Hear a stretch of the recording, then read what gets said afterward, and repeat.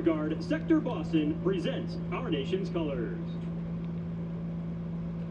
Here to offer today's invocation, please welcome from the Motor Racing Outreach, Billy Malden. Let's pray. Gracious God and Heavenly Father, we just rise up to recognize your presence in our lives. As we prepare to go racing today, Father, we're looking for a great day, an exciting day of racing. We ask you to be with these drivers, be with the teams, officials, bless everybody with a safe day of racing. Father, as always, we appreciate our freedom, the opportunity to do the things that we love. Be with the men and women of our armed forces, first responders everywhere who are doing what they can to protect us. May your peace, may your presence be with us all. It's in your holy name we pray. Amen. Amen. What's up, Andy? And now to sing "O Canada," followed by the Star Spangled Banner, four-time gold medal winner at the Canadian Sherbrooke Music Festival, Jennifer Bellarose. Oh, Canada, our home and native land, true patriot love in all of us command. With glowing hearts we see the rise, the true north strong and free from foreign wild. Oh, Canada, we stand on God for thee. God, keep our land glorious and free. Oh, Canada, we stand on God for thee. Oh, Canada, we stand on God for thee.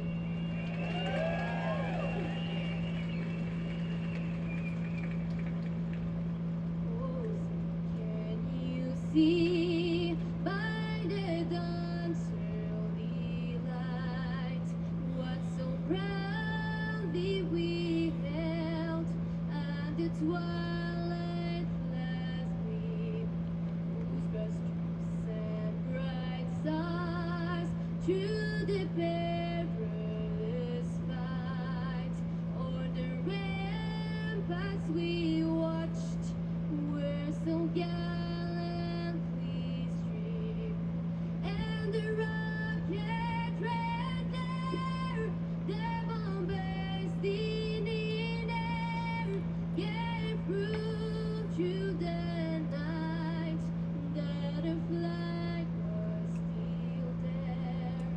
Oh, sang does that star-spangled banner yet wave o'er the land of the free and the home of the brave. She was terrible. I won't lie. No, I'm sure she's a great person, but she was terrible. She was terrible, dude. Get ready for the 200 laps here at the Magic Mile.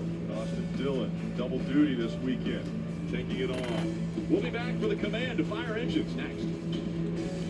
This year was brought to you by Chips Ahoy and Budweiser and High Disposables.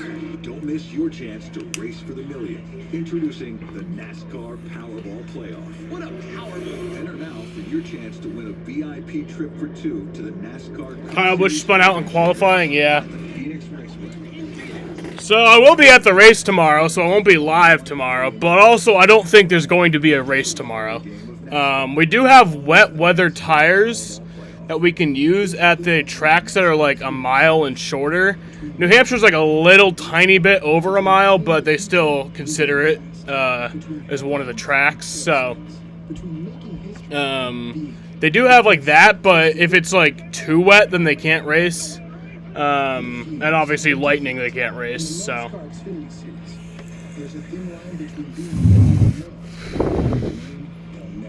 I'm thinking that either me and Nick are going to be sleeping in the car or sleeping in a hotel tomorrow night, and then we'll be heading back to the track Monday.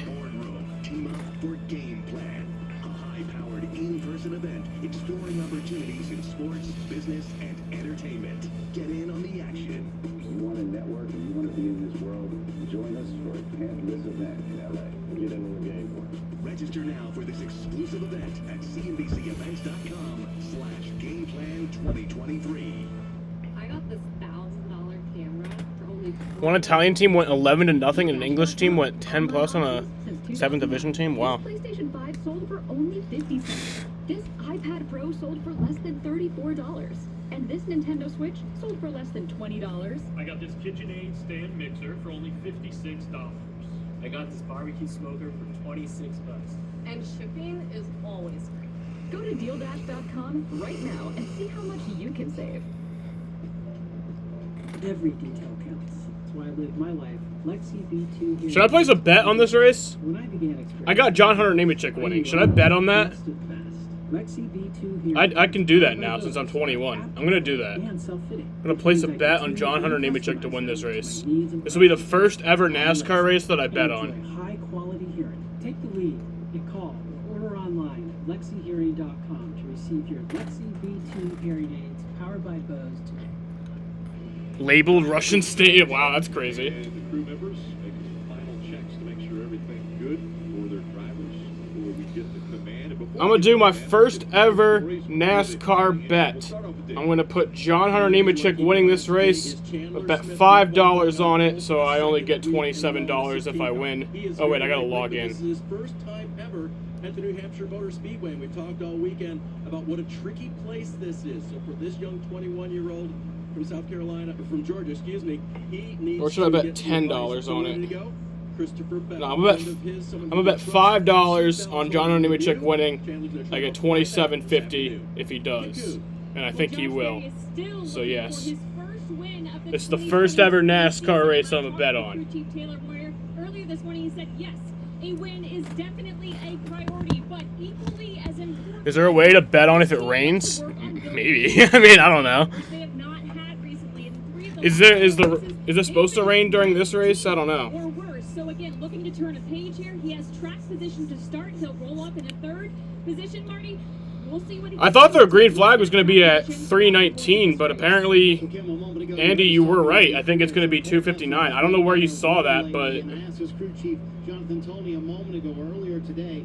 What's made the difference in the last few races for you guys? okay, yes, Xfinity green flag will be 3:01. Trying to hit home runs with every adjustment we made on the car, everything that we did with the car. And we had a meeting in late March and said, hey, let's calm down. Let's get base hits during the race. And from that moment on, in early April at Richmond, we've really been one of the best cars in the Xfinity Series garage. And especially at a place like New Hampshire, they have been very good. One of the best cars on short run speed.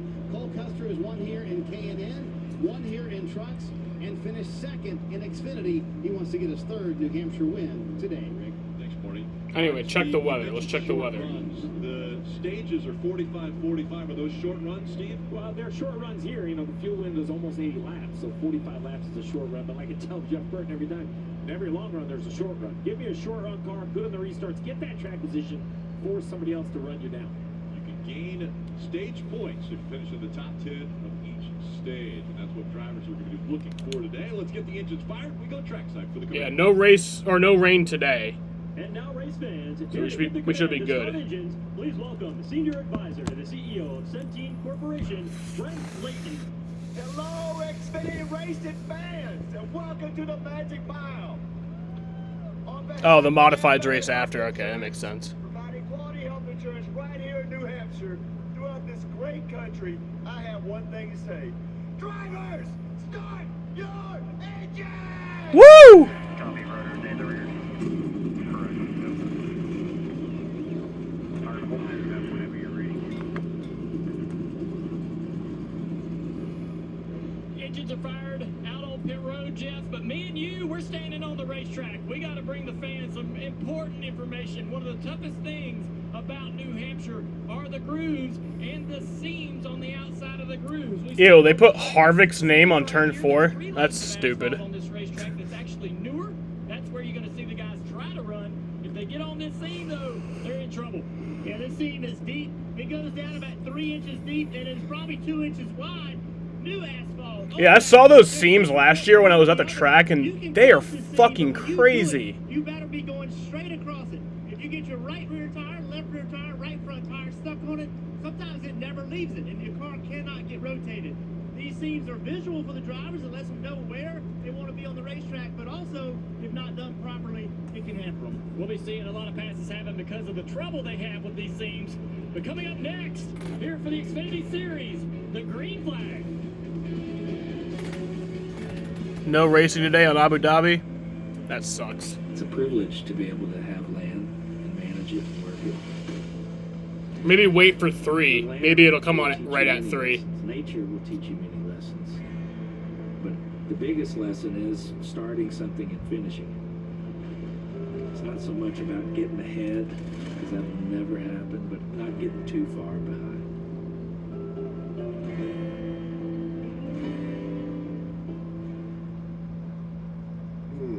Your morning coffee, hot, delicious, comforting. But by the 3rd or 4th cup, your stomach might not feel so good. If that sounds like you, replace your afternoon cup with 5-hour energy. They're showing more of that UAE kickboxing. That's stupid. Coffee in the morning, 5-hour energy after. Your stomach will thank you. Discover 5-hour energy. Roll that beautiful bean footage. You've got the force field, the moat, the saucy sheriff.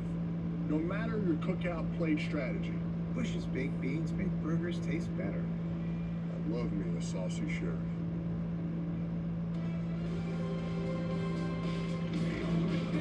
Get a free ticket to see Indiana Jones and the Dial of Destiny when you spend $35 at Applebee's. Applebee's. Now that's eating good in the neighborhood.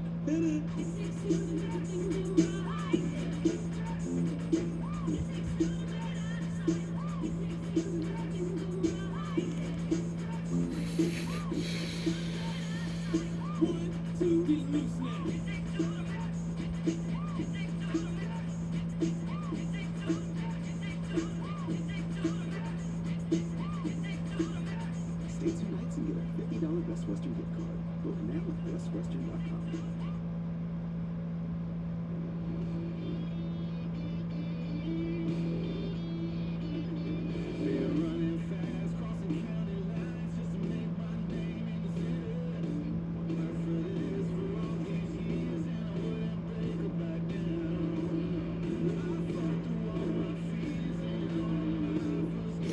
I'm so excited for tomorrow, even though I know there's probably not going to be a race tomorrow. I'm just still excited to be at the track tomorrow. And, like, honestly, I think a Monday race would be a better experience anyway, just because there'll be less people there. We can probably sit anywhere we want, pretty much. Like, we'll probably not sit in our actual ticketed seats. Probably move around. Whose time is today? And who takes advantage of the opportunity that's in front of them? Only 9 races until the playoffs. Can someone win their way into those playoffs? It's NASCAR Xfinity Series Racing from New Hampshire. The Amp Better Health 200. One driver that we'll be keeping our eye on won the race a year ago, and that is Justin Allgaier. Steve, let's dial him up on the radio. All right, let's give it a shot. Monday races mean no international broadcasting. Yeah, that does suck. You got a copy? Yes, sir. Loud and clear. All right, Justin, you're the only one in the field that has conquered the Magic Mile and found victory lane. Tell the fans at home, how do you unlock this very tricky 1-mile flat track?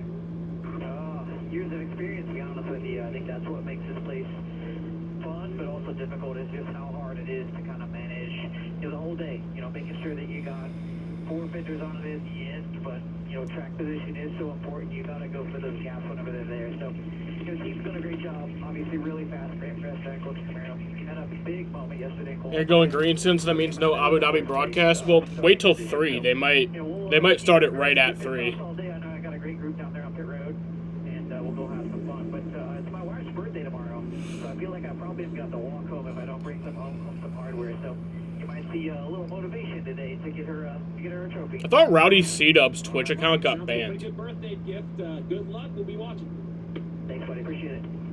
Man, I wish I was a race car driver and I could give my wife a trophy for her birthday. That would be spectacular. Well, it's all fun and games till you don't, right? That's right. Very few are able to find victory lane. All right, the starting grid is going to roll across the bottom of your screen. Chandler Smith and John Hunter Nemechek. They will be making up row number 1. And Dave, who do you want to shine a spotlight on before we get the green flag? That'd be row number 5, Austin Dillon, and young Sam Mayer, the 20-year-old from Wisconsin. He's in the playoffs on points with just 46 points to the good over the cut line. There are 9 races to go before the playoffs.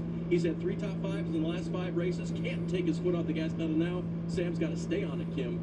Well, Dave, speaking of Sam's, it was a great day yesterday for Sammy Smith, who was fastest in practice, but the team got He has 3 accounts. He has the one that he's using in his backup and then his old band account. They found an oil leak. They were able to get it fixed this afternoon, but they'll have to drop to the tail of the field at a track, Marty, where it is known to be very tough to pass. Kim, it's a big day for his teammate Joe Graf Jr., who worked so hard to get 6 races with Joe Gibbs Racing in this 19 car, and specifically one in New Hampshire. Why? The man sitting on top of the pit box, Jason Radcliffe. He knows how to get it done here at New Hampshire. Broadcast is there. Let's go. New Hampshire wins between Xfinity and Cup, so Jason knows how to get it done. The car will be good. Can Joe Graf Jr. follow through on his part? That's the big question. Now let's go to the Peacock pit box. Dale Earnhardt Jr. and the Hall of Famer Dale Jarrett. You know, DJ, right around this part of the year, we start looking at the playoffs and who is right around that bubble battle, who needs to win, who won't be able to point their way in. That's the pressure that starts to ramp up for these drivers heading into the next several races. Bro, this is like the 4th race in a row that they've like moved up the start time. Like Nashville Cup race, they moved up the start time. Chicago Street Course race, they moved up the start time, but then ended up being delayed anyway. So, but they were going to move it up. And then last week was moved up, and now this race. Paying attention to that bubble line and that battle for those drivers trying to punch their ticket to the playoffs. Thanks, Junior. And we'll be checking in with the 2 DJs down there throughout the race. As the field now beginning to line back up 2 by 2. I didn't even know that you like lost Abu Dhabi Sports. Leading the field as the official pace car here in New Hampshire for today's race. Coming up on 1 to go. Shouldn't the modified series run on Friday? Yeah, you'd think. Very quick. What kind of strategy comes into play here? But I guess that was like New Hampshire's like marketing thing. I guess was today was doubleheader Saturday. You know. You know you have to make a pit stop. You know, will we see a bunch of cautions? If so, then what caution do you put tires on? For me, you know, you look right here, fuel mileage 70-80 laps. That's what I was talking about in that final stage. The big thing is we talk about how difficult the track is. One of the challenges here is the Toyota and Planet Fitness ads. More important, but there may not be a slicker track on cold tires. Something about this asphalt. We saw what Dale Jr. and Jeff Burton pointed out with those seams. Well, they're easy to avoid by yourself and do everything that the 2 drivers told us to do. And I'll be live for none of the races next week because I probably won't even be watching them. I might watch the truck race, but I probably won't even be watching any of them because I'll be in Boston. And then I'll be at the Cup race next week. Why the Crayon 301? I don't even know. It's not like Crayola. It's another brand named Crayon.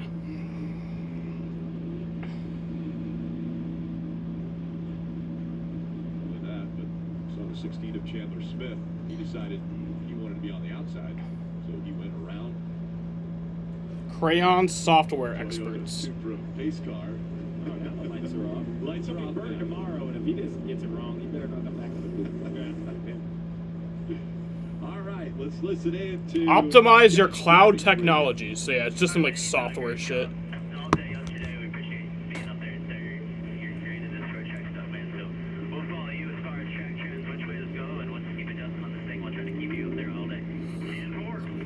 You missed watching the race in 180 or 1080? I agree with Taylor Moore. You know, Josh Berry, while this is a 1 mile track bigger than your local short track, all right. Races like one, and I think all of those skill sets have made him so good. Going green, bitches. Today, trying to find that preferred lane for his car. Joey Meyer, an established spotter, is actually spotting for Josh. All right, here we go. Major's not here at the racetrack. Green flag is in the air. We are racing from New Hampshire.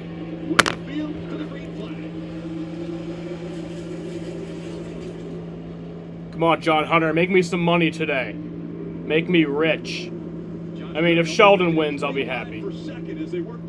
I would happily lose $5 if it means Sheldon wins. Using all of the track available and then some. I think that's the 11 of Hemrick all the way on the inside there. Now everyone's single file, at least the top 4 in the turn 3.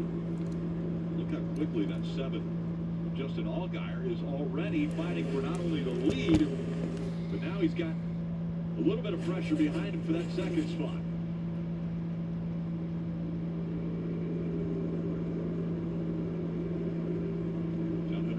Drop back to the 3rd spot. He's using the apron.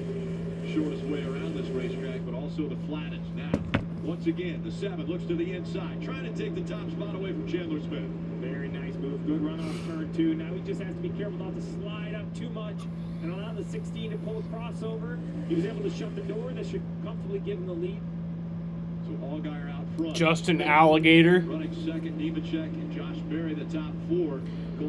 On my chat box, on my live chat thing, I'll actually show you. There's this heart right here, and it like blocks off like some of the chat, and it just is annoying. NASCAR's taking a peek at the start of this race, make sure everything was fair. And once again, Chandler Smith now fighting back, but he's got John Hunter Nemechek trying to take his spot away. Now Chandler Smith in that 16 has to decide, is he going to try to continue to defend his outside position or just let the 20 go and try to pull in line by the 8? I think the 8 might be too close. Oh, he's a little bit fortunate. The 8 was under attack as well. The 00 of Cole Custer, that kind of hurt the 8's ability to turn left and have that low exit off turn 2. Down on the track, the different lines that these drivers will be taking. Cole Custer, once again, looking to the inside of that 8 of Josh Berry. That was the voice of Joey Meyer, as you pointed out. And while Joey has a lot of experience, it's still going to sound different. The inflection, the information, how it's delivered. You know, at a track, most of it, this is better than super speedway, but still in those close proximity racing areas right there on the restarts, when you're in close quarters, that information is crucial. Allgaier has a little over 2-second or 0.2 of a second lead over Nemechek. But you see Nemechek now following right into the tire tracks. Allgaier winning. Yeah, John Hunter. There you go. We'll see if he's able to complete the pass. I talked to Can I bet on like stage 1 win? All I found on there was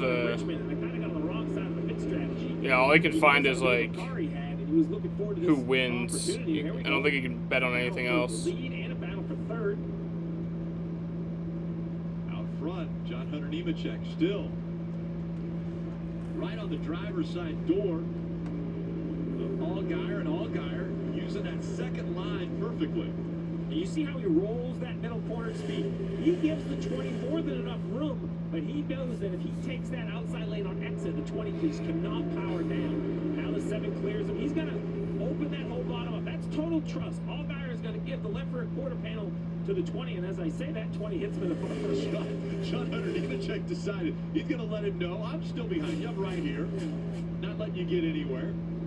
They're door-to-door once again for the lead. Well, Allgaier's not going to give it to him. He's just going to let the car go up over that seam that we talked about earlier and just keep this momentum on exit. Slid right out to the wall. Here goes John Hunter for the lead. For that top spot. Cole Custer, the 00. A lot of momentum for that 00 team.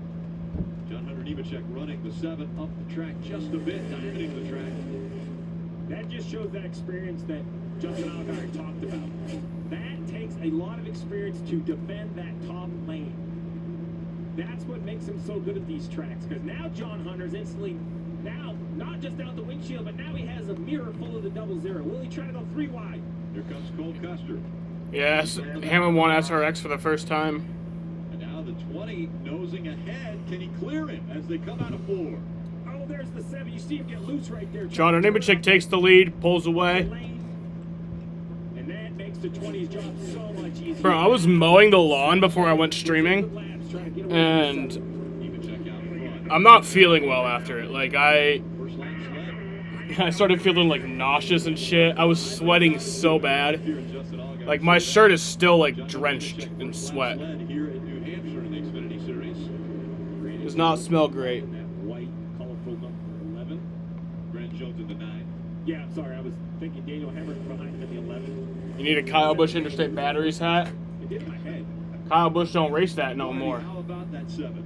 Well, you guys heard the radio transmission from Justin Allgaier. That was Eddie DeHaan saying, cool your stuff down here because the 00 is coming quick. And he said, my stuff's cool. I knew what I was doing there. So the long run was really the specialty for the 7, but the 00 is so good on the short run. That's where that speed's showing up now, Steve. Yeah, and what they're talking about with cooling your stuff, it's not the engine, it's the actual tires. You can just work them a little bit harder, they lose a little grip. If you drive your car a little bit straighter, don't abuse them as much, the grip can come back. So already, 3 different drivers have been up front. Chandler Smith started there. Allgaier took the spot away, and then John Hunter Nemechek has grabbed it. So yeah, USAA, they always have my back. USAA? You were in the military? Oh no, I wasn't, but my grandpa was. He joined USAA, passed membership to my mom, then to me. There's other ways to get in? Yeah, my neighbor Ron, he's in, police life. Even little Luna, when she's born, her dad served. So all this time I could have had USAA insurance. And banking. Where's my phone? Over there. USAA, the military community, and their families.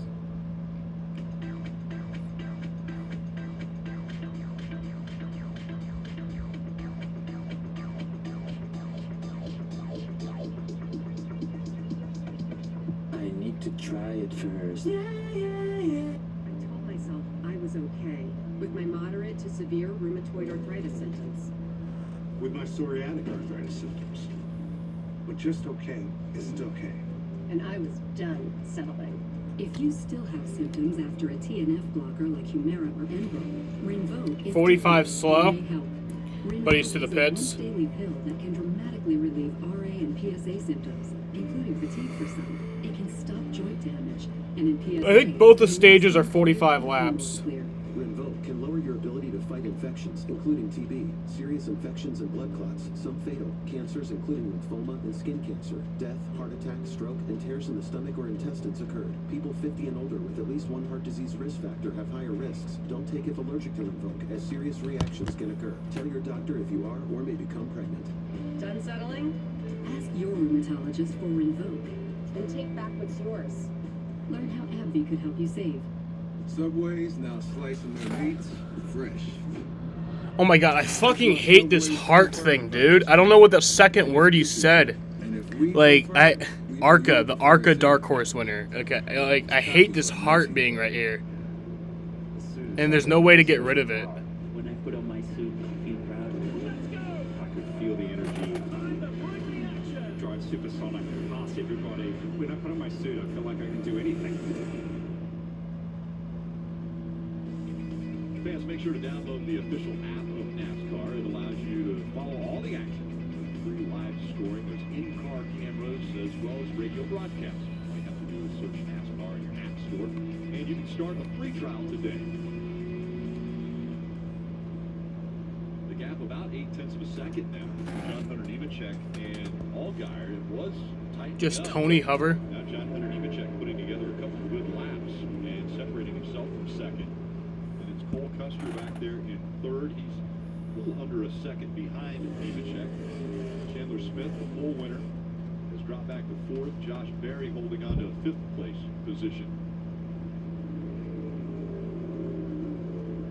And a man on the move, Steve just mentioned, Sammy Smith has moved up to the 17th position, Kim.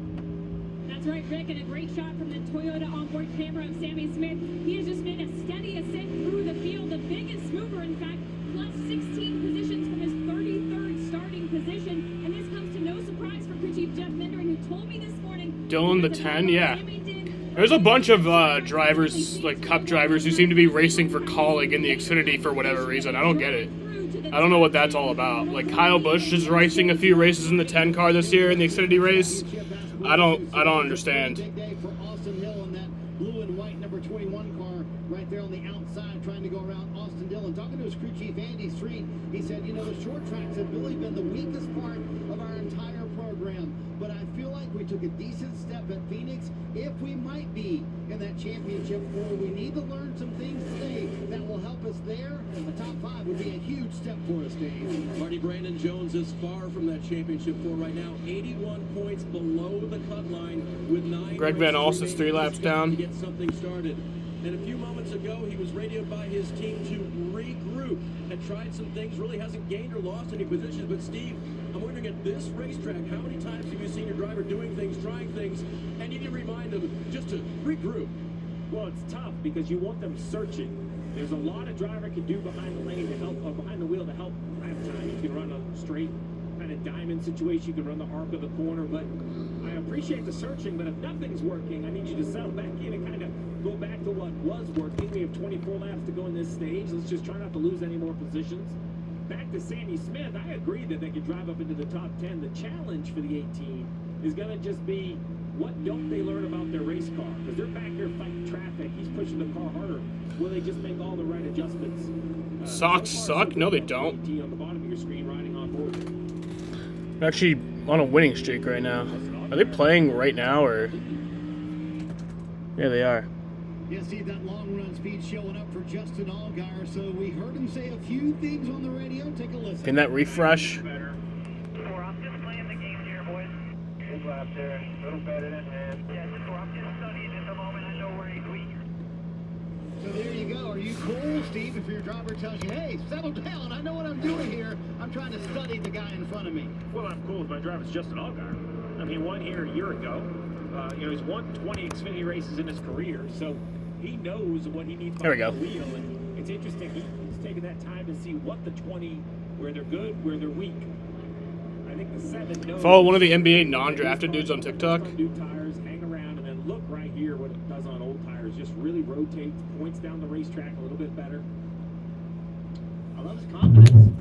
You know, I love the fact he said, hey, I'm just playing games, messing around, but the 20 is not going to be an easy pass. You know, John Hunter is a really good race car driver, driving really good equipment. Here goes Allgaier at the bottom, but just like we saw in the race earlier, that 20 car is going to get better rear grip, running a little bit higher.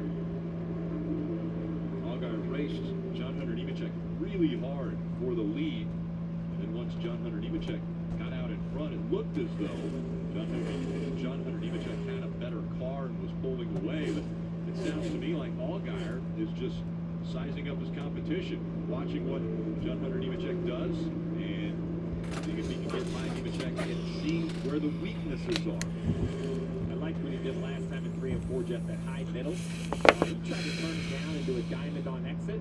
I thought he was going to pull that Kevin Harvick high middle, high exit. It looks funny, but it works right here. We'll see if he stays high all the way out the corner. Nope. Once again, he turns down, tries a low exit. Yeah, you talk about Kevin Harvick. We see him a lot of times in these cup races. Just open the exit up off turn 4. Now right to the bottom. So much less banking down there than where the 20 is. Both are new asphalt, but on that bottom lane, there's less banking than it is in the second lane. And this is what can make the finishes of these races here at the Magic Mile so exciting, is to defend, you really almost got to allow that guy trying to pass you the bottom lane on entry. And it's inviting, trying to slide up. You don't have to make much contact. I mean, just Give me a Mexican version of Wheel of Fortune. And you can kind of slide him up out of the groove. A lot of pressure, Bigfoot, on the 20 by the 7 of Allgaier. Allgaier now really low on exit, and he gets upside to the 20. So that's the best run he's had. Now what is he going to do? So yeah, the green flag was supposed to be right about now, in 2 minutes. Take the lane away. That's exactly what he does. John Hunter recognized it, checked up a little bit, then tried to cross him over. That's the counter to that move. Intentionally slow up, turn the car, stand to the gas, and drive back under him. But I think Allgaier's in the preferred spot now. I think he did. I think he knew the 20 would cross him over, but he feels he can finish the pass from the top. We'll see if he is able to clear him on corner exit. 20 is hanging tough. Okay, now John Hunter, you just saw what he did to you. Let's see if you're willing to do it. No, Allgaier actually outbroke him into the corner. Quarter. Still quarter. There's some great racing here for the lead, man. And come on, John Hunter. On his back bumper, and Allgaier still fighting with Nemechek.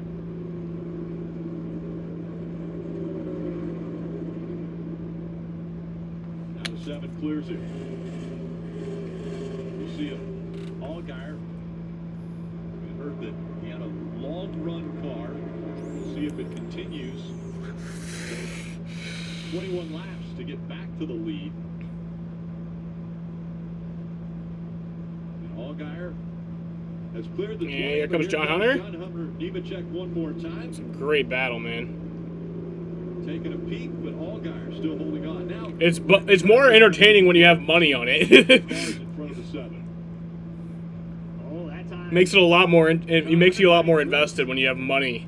Didn't hit him, but just pulled the air off his spoiler. When you have money on the outcome. Allgaier just does such a good job of driving into the corner on that outside. I should try to win our tickets back tomorrow. Like if I get that position. My ticket was like $80. We'll see if he's going to use these cars. Or I know, I think it was like $70 because we renewed our tickets. When you renew your tickets, they're cheaper. Not allowing that 7 to run the line. A little contact is made. Nemechek got into the side of the 7. You said it. And John Hunter and Allgaier both know it. This lap traffic is going to play a factor. How high up the racetrack do they go? Here comes Custer. He's right in the mix as well. In the 0-0, he's running 3rd. But this lap traffic is causing problems for the 7 of Allgaier. Trying to negotiate through.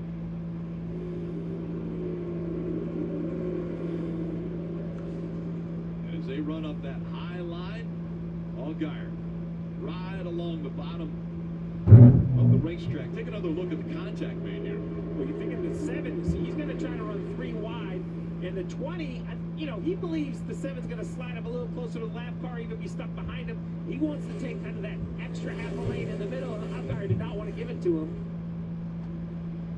And poor Nemechek was kind of committed on his entry speed. It looked like they were both committed. Allgaier out front. He has led 13 laps. Nemechek 18 as they continue to battle. Where the fuck is the NASCAR? Are you sure you don't want to go bowling with us tonight? Yeah, no. There's my little marzipan. Oh, my daughter gives the best hugs. We're just passing through on our way to the Jazz Jamboree. I guess I can't find NASCAR on here. I can like I search up the NASCAR Cup, and it just says NASCAR Cup Futures, so I can bet on the champion. Well, cherish your friends and loved ones. Let's boogie woogie. That's my team out there. If our network goes If I bet $20 on Harrison Burton winning the championship, then I'd win $20,000. So we don't worry about getting through. And they're the most reliable 5G network in America. Out here, reliability is everything. Extreme or routine? Verizon Frontline delivers. The #1 network choice in public safety. It's your mission. It's your Verizon.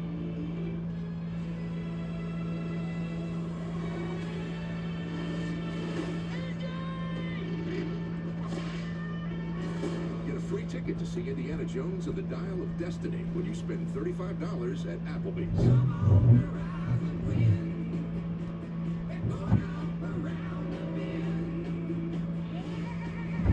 I've been looking for this all my life.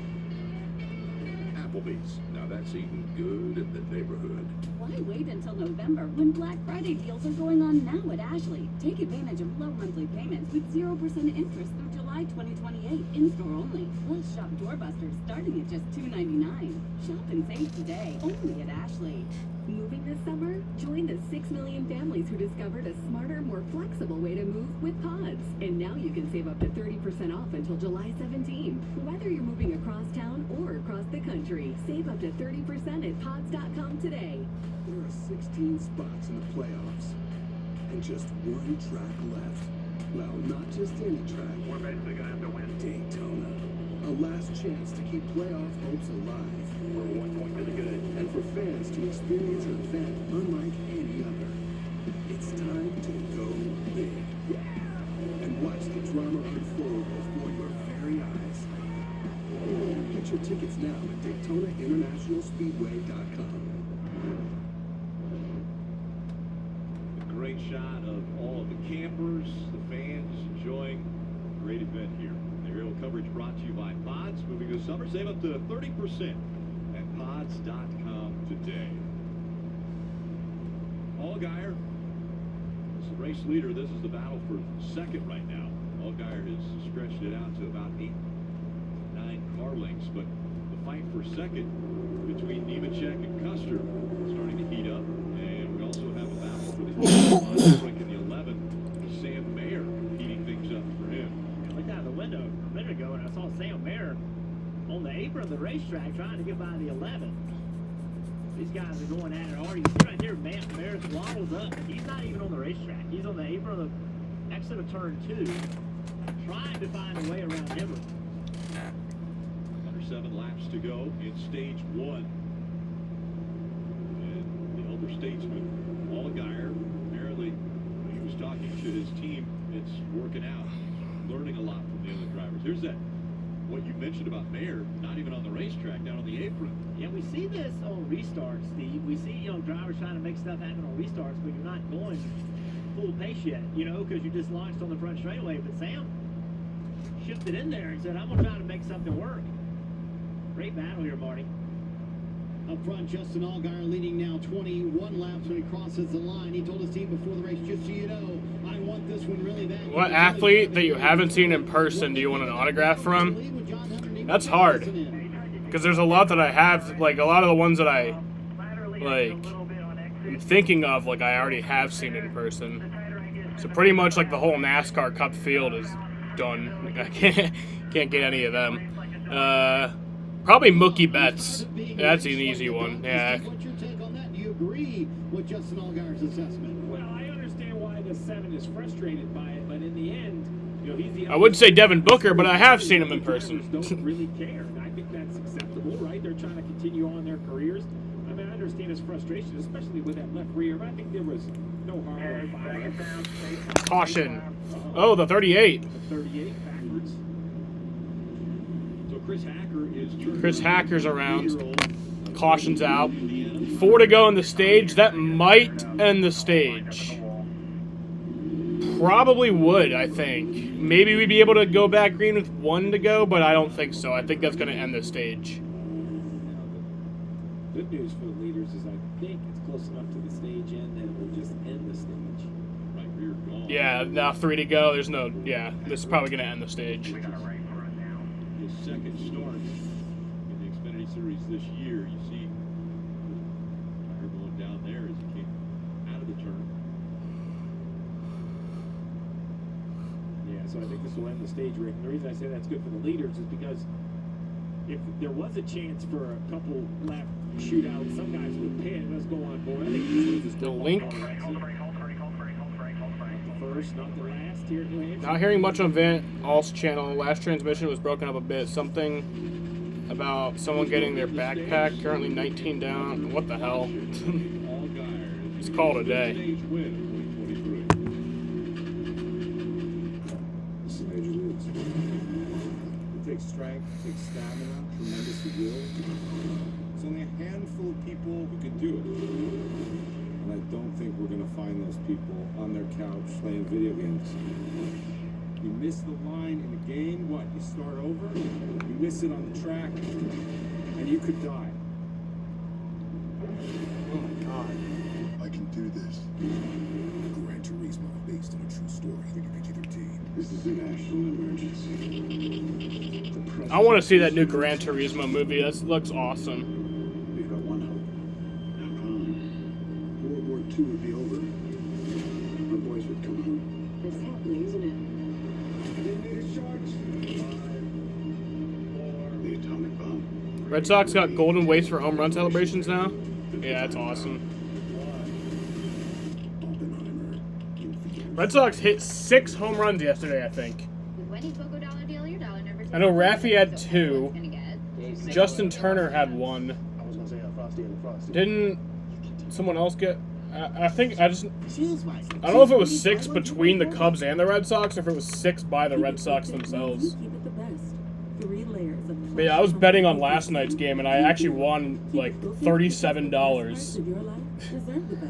Just on a random, like, will Alex Verdugo get on base? And I had like a free bet, like those free bets, like the $25 ones. So I paid nothing and won $37. Mist is 3 times more powerful, and it works on contact. Clean free, just free, wipe, done. If your employer doesn't supply health care coverage and you don't qualify for Medicare or Medicaid, you need to give us a call right now. Private healthcare is... What apps have NASCAR betting? DraftKings, I know for... DraftKings is the only one that I use. I only use DraftKings. This is the final lap of Stage 1, so Stage 1 will end under yellow. Better Health 200. And final lap of Stage 1 under caution here. It will be Allgaier that will be getting the win. You see a lot of... Oh, what's up with the 44? 44, so Raja Karuth issue at circle.com. I don't know, I just lost a little pressure. Coming to you. Okay. Helmet's on. Big time under right front of your ring. You saw the fluid on the camera. We'll get the hood up and see what's going on. Alright, so Justin Allgaier wins Stage 1. Stage win for Allgaier. Other issues for Raja Karuth. He's on pit road making his way down now. See all that fluid on the camera. Yeah, that's... I don't think that's a tire issue. I think that's another... Yeah. Starts to smoke. See the fluid on the camera, so that and oil pressure, that's never a good combination. Disappointing. Young driver trying to get some laps, get as much experience as he can. Race is only 45 laps in. Just going to give up a great deal of opportunity. Come on there. The Wiggins line broke. Ooh, Wiggins line broke.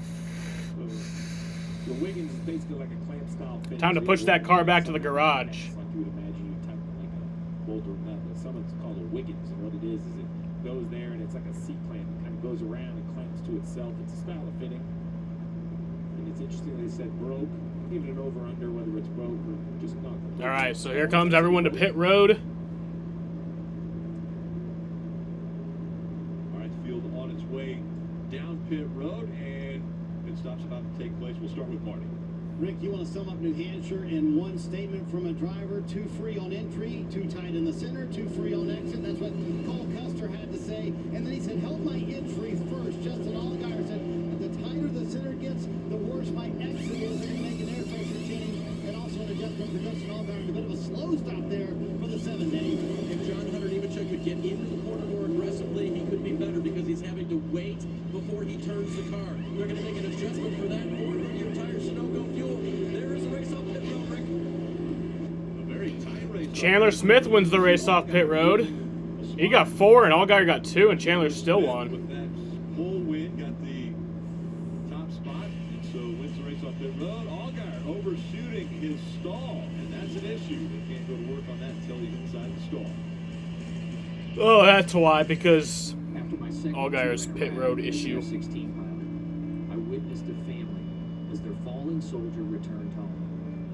I felt a calling to help. Budweiser has believed in Folds of Honor for 13 years. Today, we honor our veterans and the 44,000 scholarships awarded to their families. That's enough to fill this stadium. Service never stops, and neither will we. That's $78.29. I've only got $50. Take out the cheese puffs and the broccoli. I mean, who likes broccoli? Head out. Only $22.87 to go. It would be faster with the Empower app. Empower Cash Advance gives you up to $250 instantly. No late fees, interest, or credit checks. I've got money. Keep the cheese puffs, but leave out the broccoli. Get Empower Cash Advance up to $250 instantly. Download the Empower app today. Your morning coffee. Hot, delicious, comforting. But by the 3rd or 4th cup, your stomach might not feel so good. If that sounds like you, replace your afternoon cup with 5-hour energy. Hey, there's videos and pictures of Lionel Messi being spotted at a grocery store in Miami. Your stomach will thank you. Discover 5-hour energy.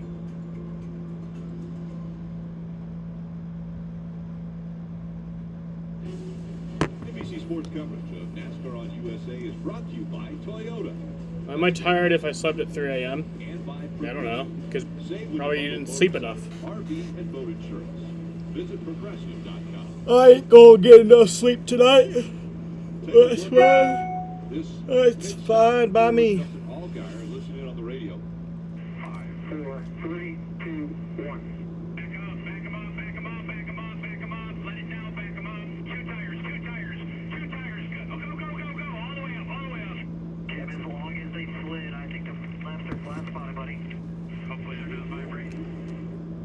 So that last thing you heard was Justin Allgaier. I think maybe the left side has a flat spot. You see the mistake by the driver sliding along. Jim Holman instantly. We talk about track position. That is very quick thinking. He had to make a decision. A, are the left sides flat spotted? B, can I keep up in only 2 tires? Or is it worth going back to extra 10 or 15 spots we're going to lose? Clear communication and an A-plus job by the pit crew. If they take those right side tires off, that's service. That's service outside the pit box. That's a big penalty. So great work from the 7 all around. But in the end, just a mistake by a veteran, 20-time race winner, Justin Allgaier. Let's bring in the Peacock pit box with DJ and Dale Earnhardt Jr. And we're hearing that the 7 is going to get a penalty for hitting outside the box. So Justin Allgaier gets a penalty. Potentially fuel was added when they were still up. But let's bring him in. Overconfident, maybe the 7 of Justin Allgaier winning that first stage. Well, I think they ought to be confident as good as they're running, Rick, but that's a tough situation for them. Now they have to come from the back of the field in stage 2, and that pulled them out of that battle that we saw between 3 drivers who I believe may be battling for the title at the end of the season. But let's talk about the cut line and what the drivers did in the first stage to help or hurt their chances for the playoffs. Yeah, so let's remember that there's 12 drivers that make the playoffs in this Xfinity series, and those are Sheldon Creed, Riley Hurt, and Parker Kligerman, who sits in that 13th. Well, those 3 drivers finished 11th, 12th, and 13th after that first stage, so nothing was done there. Nobody gained any points there, so you can see what this real battle is going to be for these next 9 races for those drivers. Yeah, Rick, and a track where track position matters, mistakes on pit road for any of those drivers like the 7 had will take them out of a great result today. Yeah, what looked like a dominant performance for Justin Allgaier now is in a situation where he's going to have to fight his way from the back to the front. All right, so let's go back to the 7 again. I didn't see any service taking place, but you cannot do anything. No fuel, no lug nuts. Now let the jack man jack the car up, but look at the rear. So the rear guy goes very hard as we freeze it right here. The guy in the back, you see the front right here. He hasn't taken any lug nuts off. He's not even servicing the car because he can see the line. Well, the rear tire changer, it's really up to him to know how far he has run around the car like we're too long in the box. He hits the wheel, takes the lug nut off. It's only 1 lug nut. But this is a rule that was adjusted a few years ago. You could do nothing to your car outside the box, defined by service. The jack, they don't penalize. But if you take a lug nut off or if you put fuel in, Marty, that's a penalty. Yeah, initially Jim Pullman was very upset when they made the call, but he talked to the NASCAR official and did confirm via our video they touched that 1 lug nut on that right side. So he said, hey, if we're going to be in the back, obviously, Steve, this is an easy call to make, right? You come in, you put the left side tires on the car, and there's him arguing the call and the official explaining exactly what happened. And so, look, it's always easy to say in hindsight, but what we reviewed this week to that rear changer is when you come off the wall, if you take 2, 3, 4 steps to your left, you need to kind of look for that signal that we're too long. But, you know, so many times if you're at 6 inches to the good, Jeff, now you're telling that tire changer, why'd you wait? We need to get this stop going. So, in the end, it comes down to the driver putting his car on the sign where it needs to be in the box. He's been there 3 days and he almost got into a car accident. We got footage of the incident. We got I believe it was Chase Elliott's crew maybe a year or 2 ago.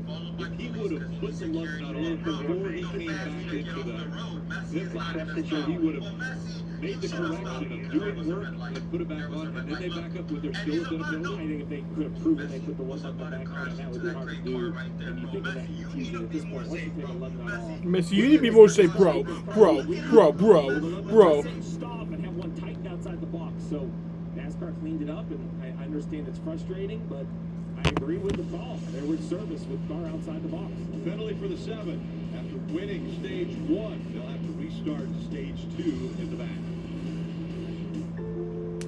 When you have chronic kidney disease, there are places you'd like to be, like here and here. Not so much here. If you have chronic kidney disease, Farxiga can help you keep living life.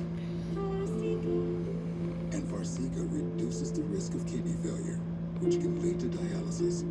Farxiga can cause serious side effects, including dehydration, urinary tract or genital yeast infections in women and men, and low blood sugar. Ketoacidosis is a serious side effect that may lead to death. A rare, life-threatening bacterial infection in the skin of the perineum could occur. Stop taking Farxiga and call your doctor right away if you have symptoms of this bacterial infection, an allergic reaction, or ketoacidosis. Farxiga can help you keep living life. Ask your doctor for Farxiga for chronic kidney disease. If you can't afford your medication, AstraZeneca may be able to help.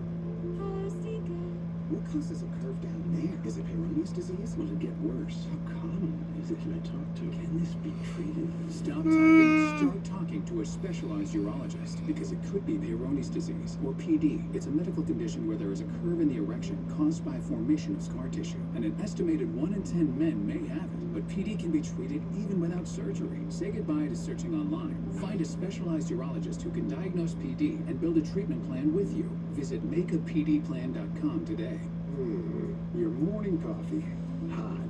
Delicious. Comforting.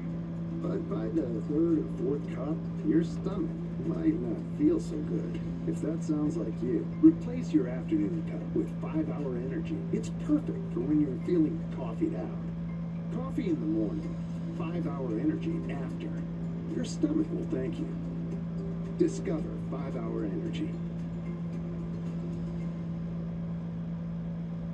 It's Sunday morning in the Burgh.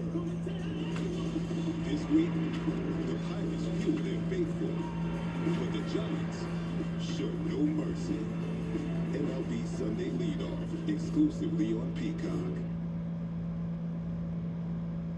Written and directed by Christopher Nolan, Oppenheimer. It's an IMAX shot, epic thriller that thrusts audiences into the pulse-pounding paradox of the enigmatic man who must risk destroying the world in order to save it. Only in theaters July 21st. Tickets on sale now. Pit Road, a difficult spot for a couple teams. The 18 and 19 both were speeding on pit road. Been under caution for 15 minutes. Stage 1 points. Allgaier winning the stage gets those 10 points, which is great, and playoff points for winning the stage. But now pays the penalty for the issue that they had about starting. Yeah, we're on board with David Smith right here. You mentioned the speeding. He started the back, drove all the way up inside the top 15, got that speeding penalty, so he's going to have to do it again. Dave? Chandler Smith assumes the lead then. He'll make his choice there to the high side of the 16 car. He said this on the radio right before the pit stop. All right, I do believe the track and everything's going to start tightening up for us. So how much do you need an adjustment? How much will the track come to us? Just because I don't have any history knowledge on here, I don't know how much the track's going to come to us, but I need about a number with these conditions. No history knowledge, guys. First time here for Chandler Smith, so he's like, help me out. And they've got the good restart position here. We'll see what they did to the race car. So you heard him say I need a number. So every team, well, most teams have a scaling system, maybe 1 to 10 or 1 to 5. And so what he's saying is if they have a 1 to 10 scale, he needs 10% better. He needs 10% of a change if the track doesn't change. You put it on a screw cheese. He said, look, I don't have history here. You do. Right now, I need a 1 number change. If you think that means change nothing, then we're going to change nothing. But you have to tell me where this track's going to go. Well, if it's a 1 number because I'm already too tight, you better go 2. Because I agree with Bruce Schlicker there that this track is going to tighten up. That's what history would say. The tighter you get in the middle, the worse you drive off dips, everything goes bad. This is going to be a sprint right here. There's only 37 laps at this stage. So all right, green flag. That's what the drivers are doing. And again, we'll see how far the 7 can get back up to the front after having to restart toward the rear. Good battle up front. Chandler Smith with a great restart. And John Hunter Nemechek looking inside for the lead early. We talked in the pre-race about Brandon Jones below the cut line and what this day could mean. Well, now that the 7 has had an issue, he's that bright yellow number 9 on the bottom. He has to kind of look at this as an opportunity. And where do drivers go? Chance standing on the racetrack, that's the speedy drive from that oil. A lot of them didn't want to go in it. They straddled it. Brandon Jones now in the middle of 3 wide, trying to get to that top lane. Fell back just a bit with the 0-0 Cole Custer on his inside. And Cole Custer trying to get by Josh Berry in the 8. 10 car, Austin Dillon got really loose getting in the corner. Almost took some guys with him. Now he's in the middle of 3 wide. So Sam Mayer in the 1, trying to work his way up. There's the 48 of Parker Kligerman coming into the mix as well. 2 and 3, he is. I'm gonna be I'm rolling a bunch of blunts right now for tomorrow and probably Monday.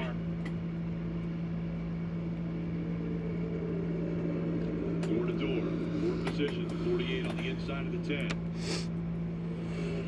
Austin Hill in the 21, also working to the inside of Chandler Smith in the 16.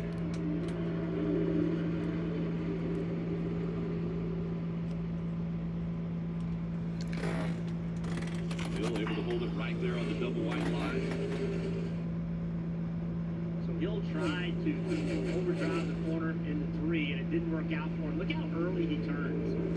He turns way early, gets away from the 16. That really hurts his angle of attack. What you'd like to do is stay close to the 16 a little bit longer and then turn into the corner. But with these cars, Steve, if being close to somebody side by side makes that inside car very loose. Yeah, on the bottom of the screen, you see that 7 stage 1 winner of Justin Allgaier, currently in the 25th position, trying to be patient through traffic, but, you know, it's this battle of patience versus I have to go.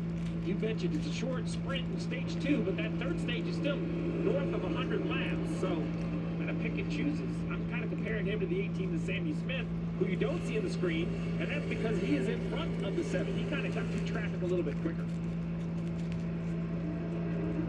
Brandon Jones just in front of the 98 of Riley Herbst. And Riley now looking to the inside of Brandon. Riley, now he's trying to run that apron. You know, it's interesting. Here comes Austin Hill back underneath Chandler Smith. Austin finished the first stage at 10th. Now he is sitting there racing Chandler for 2nd. Steve, it's so interesting. These guys racing each other, running lines. They never even think about running in practice. I mean, they have to run somewhere. They got to go where the guy in front of you isn't. And no one was running these lines in practice, and now here they are in the race morning, having to try something different. All right, this blunt wrap is pissing me off. He gave Austin Hill a lot of spots. He's trying to hold off Cole Custer right there. But they told him on the radio, Jeff, you're better in 1 and 2 than you are in 3 and 4. That's where you really need to work on things. So how difficult, Jeff, is it to kind of hit both ends of the track here at New Hampshire behind the wheel? It's very difficult. It's very difficult for the team to get the car to drive good in both ends of the racetrack, too. They look very similar, but they're not. The back straightaway is downhill. There's big bumps into turn 3. It completely changes the way you approach 3 versus 1. You can attack turn 1. They are very different corners. The exit of 2 is tight. Looks the same, but they're not. See all that stuff that Jeff just said when we talk about preparation during the week?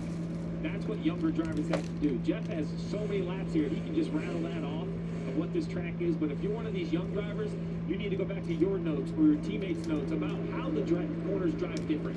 So you can expect a certain field to make sure maybe you just don't have something that can be good. Well, Steve, there are 10 drivers in this field that have never run in the Xfinity Series at this racetrack. So 10 first-time starts here.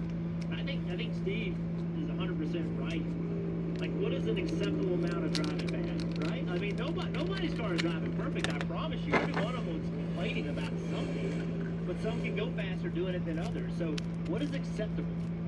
And this wrap's not going to work either. Yeah, Truex, right? Tough practice when we talked to him. He said, my car's doing all of this stuff wrong, but it's pretty fast, so it kind of feels like New Hampshire. We saw Cole Custer in the 0-0 work his way to the inside, and then the crossover move by Hill. But what Cole Custer did there is he gave Hill the bottom. Like, he wants the top. He feels like if he can get on the top of Austin Hill, he's going to make this fast. So he got underneath Austin, overdrove the entry, went completely up the racetrack. Austin drove underneath him, but Custer said, it's fine. I'm in the position I want. I want to be in the outside lane. That is years of cup racing. That's experience right there you saw from Cole Custer. We saw Josh Berry now use that outside line. He also has been able to get by Austin Hill. So Berry up to the 4th position. The driver that I think might have the best car in New Hampshire, or may never find out, is the 18 of Sammy Smith. Started shotgun, drove to 15th, started at the back this run, and now he's up to 17th. This is on board. Look at this right here. You're talking about experience. This young man's 19 years old, but he's picking and choosing. He'll be a little bit shallow on entry here, so now he has to kind of over slow because he won't be able to dive in the corner. Try to stay inside this 51 on exit. And caution mark out. Caution is out. Oh, the 66 on pit road. Sure enough. And Fincham has stopped on pit road, but he's not in his stall. So the caution comes out. Crew goes to work on the 66. Wonder, Steve, if it's stuck. Like if the brakes are locked up, if something's going on here. They couldn't push him maybe into a stall or something. Well, right now, you know, disappointment for some is opportunity for others. And if I'm the 7 and the 18, I'm really considering coming right here and taking on fuel. You know, there's 24 laps to go in this stage, but you have 134 left to go in the race, so you're inside a one-stop window. So when you look at a race, and I say, where's Raffy? It's no different than a road trip. If you're leaving Charlotte and you're driving right to New York here, and you know you need to stop for gas one time, you don't want to stop in Raleigh if you still can't make it to New York on that tank of gas, right? You have to get farther enough away from where you started and close enough to your destination that your one stop for gas is going to get you all the way there. That's where these teams are at. Where Sammy Smith is right here, and the whole field is they know if they put... What's up, Jaden? How you doing? They only have to come one more time. Now, the reason I say these guys, because they're already in the back. I don't think I would pit if I'm the leader, but the cars without track position, this is that opportunity to maybe kind of jump those other guys, get a little lucky with the correct time yellow. I've been told Winchester, Virginia is actually the stopping Winchester. point. When you go from Charlotte to New York, you stop in Winchester, Virginia. Great barbecue as well. See, I'd be frustrated because Jeff would make me stop at the barbecue. We'd still have to stop again in Winchester. We're all right with you two. We have road trips quite a few times. Yeah, well, you got to find a good place to eat, too. Yeah, I mean, it's just... Look, we saw this a week ago in the Cup race at Atlanta. Pretty good surprise Bell isn't in the They were 19. racing for the weather. People kept trying to talk. Yeah, I would have figured that Bell would have ran this race just to like really lock in tomorrow. Like, I mean, he's gonna win. He's gonna win Sunday or Monday probably. He's on pole. And so, waiting to see if teams make their way onto the pit road. The official app of NASCAR Tracks has the latest race and event information from your favorite tracks. Search NASCAR Tracks in the App Store. Just download for free and start using the app today. It's Raja Karuk, Circle.com, and he is stopped on pit road right now. Yeah, remember he had that oil line off earlier. They came in to make repairs. You just get a little worried that, you know, could you hurt the motor? So I don't expect to see Nemechek or you know, Chandler Smith, any of the leaders. They're probably committed to their strategy of staying. The real question is, will somebody else gamble, right? Will the 7, will the 18, or do they think they're fast enough to just recover? You know, they may think that's not worth the risk because they have a good enough car. So you see the 18, he's staying on the racetrack, and so is the 7. So they think they can just kind of beat these other guys' heads up. I'm a kind of a gambler, though, Rick. Is he the 11th? Had the fastest lap? What? I'm confused. When you come to New Hampshire, there's a lot of things you can do while you're here. Hiking, camping, sports. How would the 11th place car have the fastest lap? You want to take the race. That's not how qualifying works.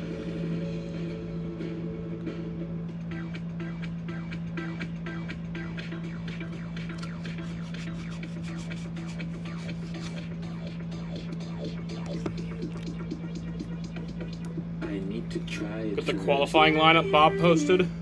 Here at Red Arena, we are trying to help people through equine therapy. Working with the veterans has been a very amazing experience. Our little motto that we always say is empowerment through horses. I love what I do. I want to hire you, pick up a package, bring it back. How did that make sense then? If Austin Dillon had the fastest lap, then how is he in 11th? How does that work? Can someone explain?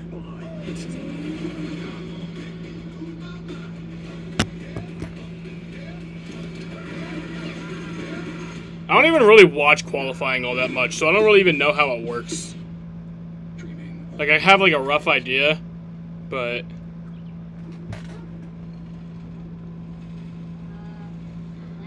it's because of the group thing that they do? Oh, okay. So, like, he didn't advance into the final round, but then had a faster lap than... Speedway has something okay. for everyone. Live music in the beer garden, award-winning concessions, and of course, the fastest cars and the biggest stops in dirt racing. Get your tickets online at leadsportspeedway.com. Probably because by the time the cars that actually did go to the second round, they probably have more wear on their tires, so makes sense. Are here as well. So much racing. And we know that Ken Squire, I'm sure, is watching right now. We're always thinking about him, a great New Englander and a friend of ours. They need to go back to just normal fucking qualifying. Like, they changed it back in 2019. They, like, changed it back to, like, how it was. And then now they changed it back to a stupid way. Like... Hope you're enjoying this one as we have 20 laps to go. Still in stage 2. John Hunter Nemechek on the outside. Chandler Smith on the inside as we get ready for the restart. Green flag. Oh, Jaden, I also bet $5 on John Hunter Nemechek winning this race. Oh, big crash! Oh my god! Yo, what the fuck happened there?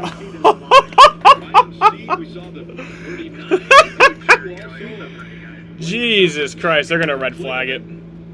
Heavy damage to the 7, the 39, What the fuck? 48.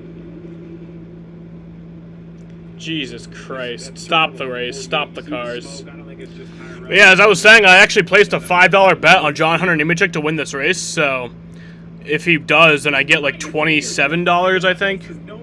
Well, Indy also. Remember Indy, the oval? Like, anytime there's a long straight and narrow, it's hard to see. You cannot see through the car in front of you. So everybody's going straight. The guys in the back cannot. I would win like 27. And off it goes. Start with Parker Kligerman right here. See, the car is outside, is laying back quite a bit, and they just don't go. And everybody's anticipating. Everyone just fucking being dumb, being dumbasses.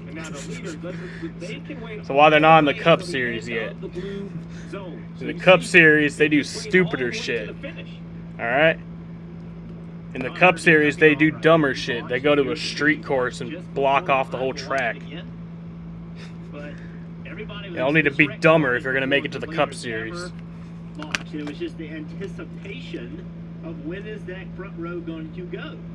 And you have to guess. It's a bit of a guess, but clearly guess wrong. Now here's the first line they're coming to. Okay, so Steve said you got to launch in between this line and this next one. So watch the outside car.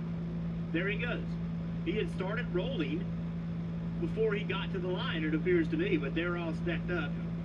Okay, so let's remember where this all started from. The restart zone was put in place because when we went to double file restarts, the leader needs to have an advantage. He's already lost the advantage of now somebody's starting next to me. So you get to decide when to fire in this zone of time. Everyone behind is thinking, I'm going to leave a little gap. I'm going to roll up and time this perfect and pull out a line. And when the leader waits, everybody stacks up. And I agree with your assessment, Jeff. I believe the leader did nothing wrong. Let's listen in.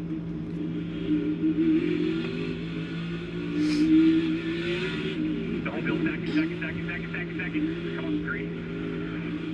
Direction behind you, yellow. So you even heard it right there. Ready. Stack and big. Do not go. That's great work by the spotter.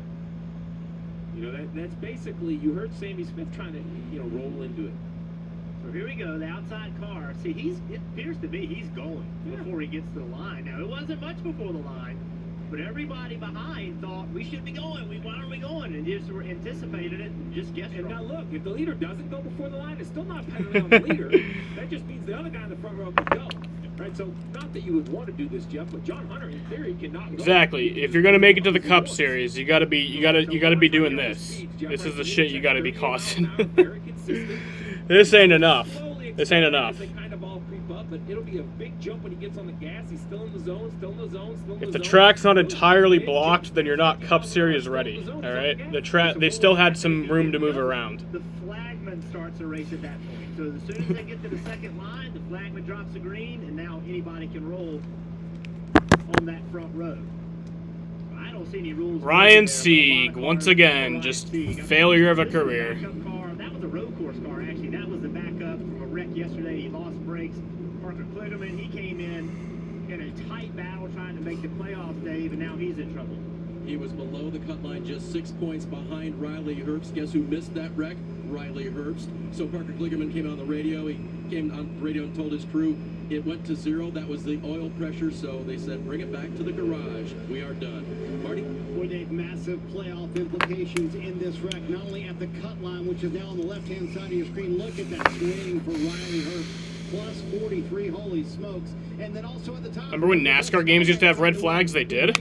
When was this? As well. And see, here's the problem when you get damage at a short track like New Hampshire. Jim Pullman doesn't have much time to... How's New Hampshire travel plans going to go with the rain? We're still going to be leaving at like 5:30 tomorrow morning. Because one thing you forget is that they do have like the damp conditions. So, like they have those damp weather tires.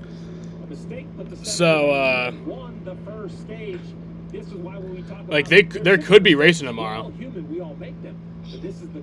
Obviously, if it's raining too hard, they can't, and if it's like lightning, they can't. But so yeah, we're still going tomorrow, like it's happening. You know. Riley Herbst now 43 points separate the two because Parker Kligerman out for the remainder of this race after a big accident here. What causes a curve down there? I think if it's raining a little bit, they'll use it. Stop typing, start talking to a special. Honestly, part of me kind of hopes that the race is on Monday, though, because I feel like it would just be an all-around better experience. You know, there wouldn't be as many people there, so we could pretty much sit anywhere we want. The traffic wouldn't be as bad. You know, all that stuff. Visit makeapdplan.com today. When you drive a Ram, summer is more than a season. It's an opportunity to load up on more toys, to stop looking for fun and be the one who brings it, and to make every day even more inviting than the last. Make this the summer you drive a Ram. During the Ram Make This the Summer event, get 10% below MSRP on all 2023 Ram 1500 Bighorn models. Get a free ticket to see Indiana Jones and the Dial of Destiny when you spend $35 at Applebee's. Applebee's. Now that's eating good in the neighborhood. Hey, Jamie. So, what am I up to? Just visiting a special secret client. I can't say who it is, but let's just say she bundled her dream house and her dream car for around-the-clock protection with Progressive. She has another house in Malibu. She's been an astronaut, an architect, a CEO. We're in front of her house. So I'd love to tell you who her boyfriend is, but I don't think I can. I'd love to tell you, but I don't think I can. Marty, only in theaters July 21st.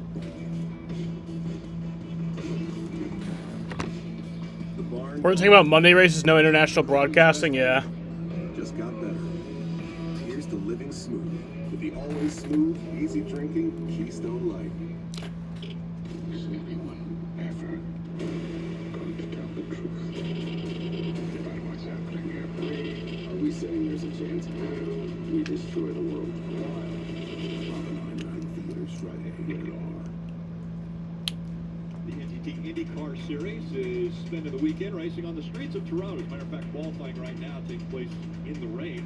Will Alex Blow make it 4 straight wins, or will Scott... I thought IndyCar didn't race in the rain. In Canada, you catch all the action tomorrow at 1:30 p.m. Eastern only. Maybe if it's a road course, though. Make sure to tune in on Peacock for that street race in Toronto for the IndyCar. And we just saw a stack up on the restart here, and want to bring in Peacock Pit Box, Dale Jr., Dale Jarrett. All right, guys, how difficult is it to get back in the swing of things when you saw what stack up we just saw on that restart? Well, I think it's a good reminder when you're a driver and you actually get through something like that. You're not one of the ones damaged. It's a good reminder to be paying attention on the restarts and not try to get too aggressive. With everything we see, nothing was done wrong by So glad I didn't bet on Justin Allgaier to win. He waited till the very end of the restart box, but he did nothing wrong. He didn't slow down. He didn't bottleneck the field. It's all of the drivers behind him trying to get a roll and The XRS race got cut short because of rain. It did? I didn't know that.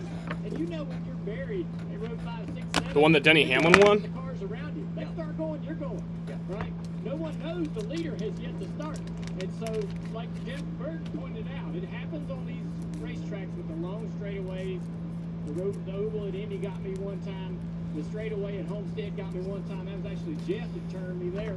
So, I mean, we've all been in this situation before. And if you're mad, you want to point the blame on somebody, but you can't. Yeah, you want to, but you understand, all we talk about every week are you got to get what you can on these restarts, and these drivers know that launch is what helps them to do that they can get down here in turn one and make it 3 wide somewhere and try to get a couple of spots. So you understand what they're going through, but then you're so mad at yourself for making a... Kyle Busch will race in the SRX race next week. Is he still doing that? Because I know that the SRX race is supposed to be in Vermont next week, but it's not happening anymore because of flooding. So they're like they're still going to race at Stafford again next week. The two drivers, Dale and Dale down there, broke it down really, really well. But it kind of even starts on the front row. So we take another look with speed, and I'm not going to blame Chandler Smith because I think every race car driver would attempt. So the 16 is trying to time his restart with the 20, trying to stay up close. So you see, they're kind of the same speed, but as we get around to the end of the restart zone, before the 20 accelerates, watch that 16 speed. He actually accelerates first. So if you stop it like right here, you see he's at 52 miles an hour and Nemechek hasn't gone yet. So he kind of rolls up and then he checks up. So if we roll through that at full speed one time and just watch that 16 car, it makes it look like Nemechek slows down. That's not the case. Nemechek is actually a consistent speed per the rules. It's the 16, your reference car, that accelerates and slows. Connecticut is not too far from Pocono. Brake checking. And once again, I'm not blaming Chandler Smith. Let me know if any warnings or anything like that are given out. You know, I mean, we're going to be doing the drive from Massachusetts to Pocono next week. I need you to time the restart. It's just part of the challenge. Because we'll be in Boston. The drive would actually usually be shorter. It's usually like 3-something hours, but it's actually going to be longer now because we're going to be driving from like an hour outside of Boston. Completely different ball game strategy-wise. They needed to do what they had to win. They felt like this was it, Dave. And Kim, it's kind of the same way for Brandon Jones. We've already talked about the fact that he's so far behind the cut line right now. They've got to go for the win. They're going to try to set up for it this way with 4 Goodyear tires and Sunoco fuel. I love this call. Tires down and gas only, or don't even come in at the end of the stage. Got to get off sequence. Brandon Jones, Jason Burdett, they're racing like they need a win in their points position. I agree with them. Kim. Parker Kligerman out of the race after that big stack up. What happened and how is this going to affect your hunt for a playoff spot? Yeah, I'm not exactly sure. I mean, the restarts were pretty smooth before that, and then on that one, they all went, and I gave a little space to 11, which I've done a couple of earlier restarts because guys were spinning tires, whatever. And then suddenly he stopped. I'm on the brake, and I don't know, got slammed from behind straight into him, and then our hood was destroyed. So I guess look at the replay here. Yeah, I don't know, just not fun. Anyway, I guess I didn't stop, but we got the worst brunt of it, just wrong place in the accordion. Really, unfortunately, we had a really fast Spike Light course, Chevy. Thanks to Scott Borchetta, Sandy Borchetta for the opportunity, and I just think this was one of the better short tracks we had all year. We're such positive momentum, only 6 points out. I felt like today was going to be an easy top 10, maybe top 5 day. Just having Rick from us like that's really disappointing. But we're not down, we're not out. We'll keep going. We got a lot of great tracks ahead of us we can go win at. I love it. Positive attitude from Parker Kligerman, who takes a nosedive, unfortunately, in the standings after that incident.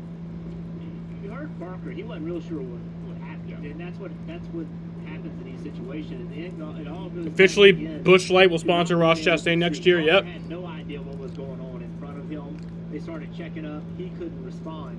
It's just we see it all the time on these types of racetracks. And also, we played a radio clip from Chandler Smith, and he said, "Let me know if there are any warnings put out." And what he's saying is he thinks in his brain, Nemechek didn't go when he was supposed to, right? He's not thinking he's going to get a warning. He's thinking Nemechek is going to get a warning. And so you talked about Chandler went a little bit early, and he did, but he only gained like a couple mile an hour. It wasn't like he launched 50, you know what I mean? He gained a little bit, trying to get a little forward momentum going. He recognized the 20 wasn't going, so he checked up, and he's like, we're so deep in the box, the 20 should have gone. So he's expecting that Nemechek's going to get a warning, not him. And Rick, we have to remind the fans, right? I love the job of analyzing what we're seeing. Rain? No. Frame by frame. Right. super slow motion, right? These drivers are doing this at real speed in one time. They don't get to see it and go, oh, I'm going to do it different. Now they get another chance at it here. But this is like looking at a great football catch frame by frame, right? It's almost unfair. There should be no rain in today's race. He gained 2 miles an hour. Like, you don't know you gained 2 miles an hour. Exactly. The fact he was gaining. Chandler Smith, he can't expect that anything would be said to John Hunter Nemechek, right? Because ultimately, John Hunter Nemechek, when he gets to that last line in the zone, the flag man starts to race. I know, but again, Steve just said it. We're up here, it's air conditioned.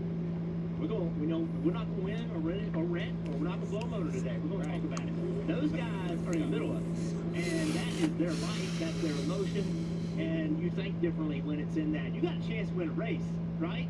And you're like, that guy didn't do something right, and that's how it works. And that's why when you hear a driver be interviewed after a wreck, don't always believe what they say. They might think it's true, but they don't really know all the time. Listen, the worst job I think here is of the officials on pit road. If I was Bruce Schlecker, the crew chief of the 16, I would find an official right now, and I'd be, you absolutely need to tell the 20, he can't do that, he can't do this.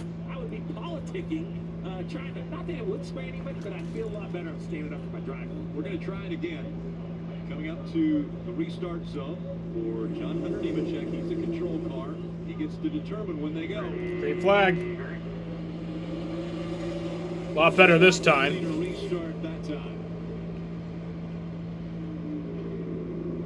Josh Berry on the outside of Chandler Smith. Berry in the 8, Smith in the 16, and a little slide there out of Chandler Smith. The back end came around just slightly, and he loses that second spot. Now Josh Berry up to second. It's Riley Herbst in the 98, trying to get by Cole Custer in the 00.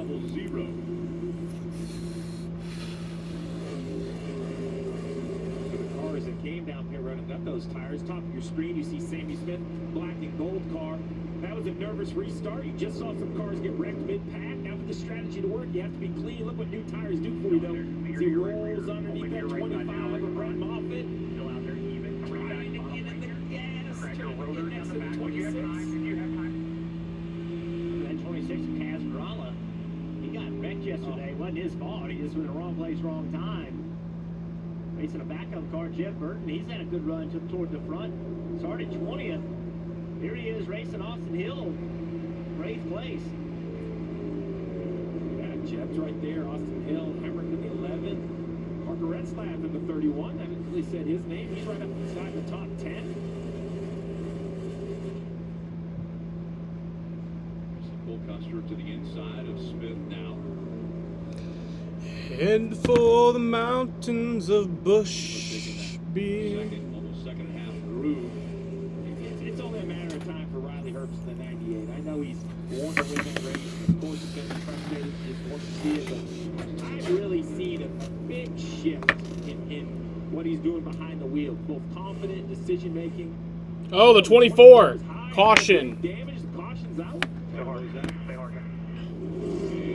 fourth caution of the afternoon. Connor Mozak. The 24-year-old. He was running 12. Tell you what, this caution comes at an interesting time here. 6 to go in this stage. Well, unfortunately, I think for Nemechek and Berry, you're pot committed. Like, you have to try to win this stage and get that point. Rainy all day tomorrow. Namely, Monday looking beautiful though. Let's see what 0% chance of rain Monday. Top of your screen, I think. Yeah, there he is. Just behind 3 wide, free into the corner, big, long slide. Mozak more like my sack. Oh! This racetrack is notorious for tough restarts and notorious for being loose on corner eight. Look at all the tire tracks. He's not the first one through there, is he? So Connor Mozak makes a little bit of contact with that outside wall and bringing out the caution with just under 5 laps to go. They'll close pit road with 2 laps to go. So I think they will go back green for this stage. I like this. Open pit road and make it a decision for the crew chiefs, and here you go. Decision time. The leaders know they're going to give up the chance to win the race. If they don't come now, other cars stayed on the racetrack. Sam Mayer had to be really close to the orange box. Kim. Including Josh Berry, who was running second. Josh saying it was a little bit of that run. He just needs help Rotating more through the center, the exit similar, just more of the same from the last stop. So air pressure adjustments on those 4 French Goodyear stage. Leader John Hunter Nemechek said, I'm just a touch on the other side of the balance at fire off, but on a long run, I need more of what you were giving me. The 16 of Chandler Smith says I just need a little air out of the left rear. That means the car was a little bit right. Just a frame up. Battle off the road. And it was a close one. Nemechek buried. Hold their positions, as does Chandler Smith. Herbst grabs a spot on pit road. Custer loses one. That's how tight it was right there. Nemechek just in front of Barry. Hit it.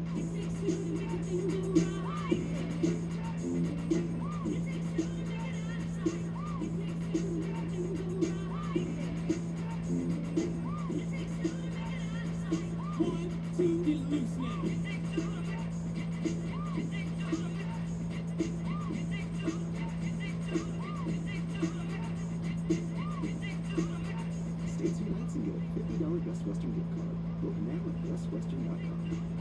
When you drive a Ram, summer is more than a season. It's an opportunity to load up on more toys, to stop looking for fun and be the one who brings it, and to make every day even more inviting than the last. Make this the summer you drive a Ram. During the Ram Make This the Summer event, get 10% below MSRP on all 2023 Ram 1500 Bighorn models. Get a free ticket to see Indiana Jones and the Dial of Destiny when you spend $35 at Applebee's. Applebee's. Now that's eating good in the neighborhood. In my experience, if you work the land, you got to be a jack of all trades. You got to have a little bit of optimism, a little bit of idealism, and a whole lot of get-go. One of Sam Air came to pit road, but some confusion on the radio. Listen. We're coming. Hey, be ready. I said, hey! You didn't say anything. There was no radio communication. You said stay. I heard it. It's all good. Stay with her. Marty Lindley and Sam Mayer, they're not the first two to argue about would they have come, should they have come. They'll have to clear it up after. I said he looked close to the orange box. We looked at it again. He had a ton of room. He was just a little out of line versus everyone else. But now we have new players in the front, Rick. Yeah, short sprint here. It's going to be 2 laps. Parker Retzlaff and Green flag, 2-lap shootout for the stage end. Parker Retzlaff and Sammy Smith in the lead. Sammy Smith down to the bottom of the racetrack trying to take the lead away. Sheldon. Good run for Sheldon Creed in the 2. Fighting for that 3rd spot. Coming up on 1 to go in stage 2. Sammy Smith a little bit deeper into 3. Gets the lead away from Retzlaff. Final lap of the stage. Sammy, for the first time all day, doesn't have a group of cars in front of him. He's been mired in traffic. Sheldon Creed as well. The 31 of Parker Retzlaff doing a really nice job battling to the front. He came in a pretty good chunk below the cut line, over 100. But this will be a good score of stage points. Every little bit counts as we see Creed. All right, Sammy Smith Working his way to the inside. wins stage 2. This will be Sammy Smith grabbing his first stage win of 2023. Josh Williams got 5th. John Hunter Nemechek, he drove all the way back up to 8th place after pitting right there. Joe Graff Jr. in 7th, grabbing a couple stage points as well. Chandler Smith finishing in the 10th spot. There's Sammy Smith winning stage 2. Is this one guy that caught a long python in Florida? That's fucking awesome.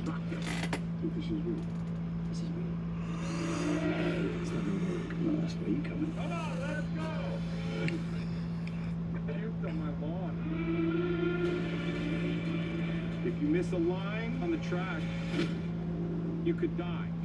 I've raced this truck 1,000 times in the game. Never drove it my way. That's pretty great. Gran Turismo, based on a true story. Rated PG-13. He would drive his north down the 18.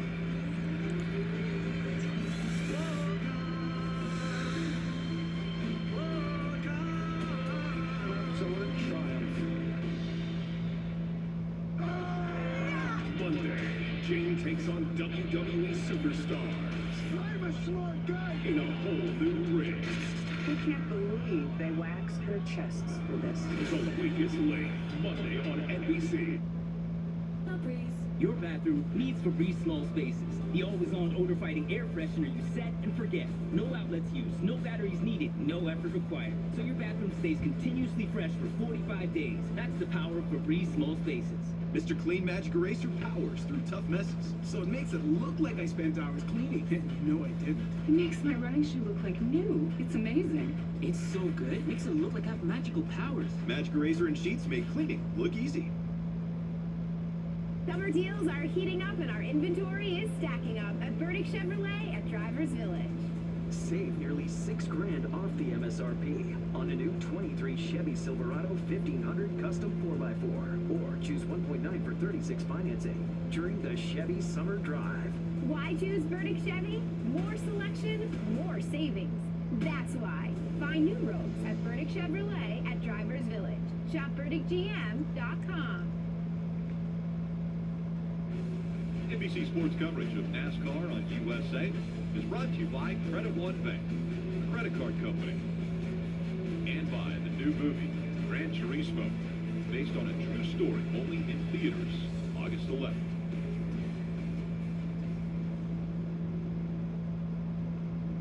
And now, cars will be working their way back onto pit road, those that didn't come to pit road.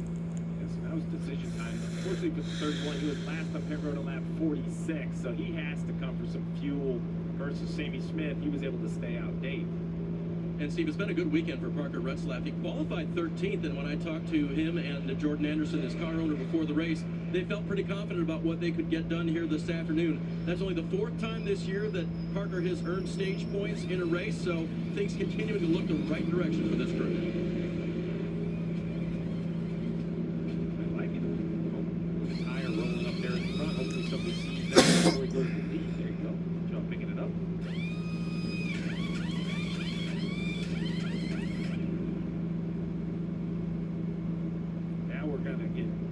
Set for that final little over 100 laps, Rick. Be exciting. Just got to make sure everybody gets through the restarts. Sammy Smith winning stage 2. Ready to restart up front. Okay, again, this is a status bar, this is a search bar. Let's know the difference, okay? Social media. It can be overwhelming for a young homeowner turning into their parents. What does it mean to slide into someone's DM? That sounds like a lot of fun. Okay, we're not ready for that. As a team, we'll get there. It might be a fruit emoji, but that doesn't mean they're talking about fruit. Progressive can't save you from becoming your parents, but we can save you money when you bundle home and auto with us. Okay, do you really think we need 47 photos of fun dinners at camp? Yes. No. Perfect platform bed frame. Timeless design and modern functionality. Comes together in minutes. The bed by Thuma. There's a freedom in exploring. The joy of discovery. Paradise found. Life is a fun thing. I don't have to work until next Tuesday. Too many people, parents. I have this whole week off. I took this whole week off. Your baby deserves It's my vacation, bitch. I deserve it. Purely protects. I'll work. I work kind of hard. So I deserve it. Sometimes I work hard, so I deserve it. Well, next Saturday on USA, it's NASCAR Xfinity Series racing from Pocono, Tricky Triangle. Coverage beginning at 5 p.m. Eastern. Chase Elliott, we know, is going to be in the race. Running number 17, Daniel Suarez also is scheduled to be a part of it. And that's an outfit that I think we would normally see in Michigan, the yellow and blue stripes, but possibly Michigan person that has decided to come to What's this your favorite race. snack, Rick? I can't believe he's not bringing that corn dog up to you. Love a good corn dog. You know who loves a good corn dog? Is Dale Earnhardt Jr. So let's bring in Dale Jarrett and Dale Earnhardt Jr. All right, guys. Have you seen enough of the first two stages that you can predict who's going to win this race? Well, the late cautions in stage 2 flipped things around and made what looked like a relatively simple drive to victory for Nemechek a little more tough. But one driver that I think did a masterful job, especially on the pit box with the strategy, was Creed. Sheldon Creed, who came into this just 26 above the cut line. Charlotte Hornets win a summer league game. Masterful job, not only to cycle himself forward and get some stage points, but now they're going to try to race to the end and grab a top 10, and they're making things difficult on the other drivers around him in that points battle. Yeah, I think that's the biggest thing. I'm not sure his car's handling good enough. We'll see how he's up there in the front with this. It's going to make things more difficult for the other drivers, though. But I want to see what John Hunter can do coming up through there, and Josh Berry, who looked like he had his car pretty good. And after you and he decided to put my name on the side of that car, no, that's not true. That's actually Jarrett Companies out of Ohio. But Josh Berry is a really good short track racer, and I want to see if he can win that first win for this year. Well, this stage is going to get pretty interesting as the drivers are going through the chutes and lining up, Kim. Well, a little bit shocking that Sheldon chose the inside line, because last year on a late restart, he also chose the inside line when the top was a preferred lane. And I asked crew chief Jeff Stankwitz, explain that choice last year to me, and he said that was the wrong choice. So again, interesting. Creed decides to choose the inside. It must be working well for his car. He is great on restarts. Jeff reiterating the fact that Sheldon has the courage to put the car places other drivers will not go. All right, so we'll have 103 laps to go in this race when we go back green here. He thinks it might be able to stick. Yeah, see, even with that issue, Allgaier with the most points stored in the stages, but just below him. I know Dale Jr. pointed out the lead, but I'm going to point out the 9. Jones, 12 points in the stages, starting on row 2. Same great call with strategy. Keep your eye on Joe Graff Jr. A great opportunity sitting there on the bottom inside line, row 2. And that 19. Back green. Back under green for the final stage of the race. They're racing John Hunter Nemechek. He's going to win me some money today. He's going to win me some money. All the way down on the apron, and now he's getting to the inside of the 9.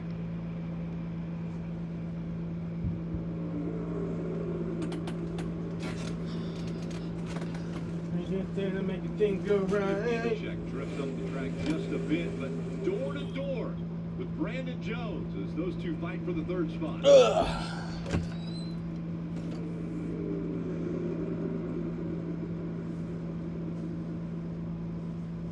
Sammy Smith, Creed, Nemechek, Jones, Allgaier, all in the top 5.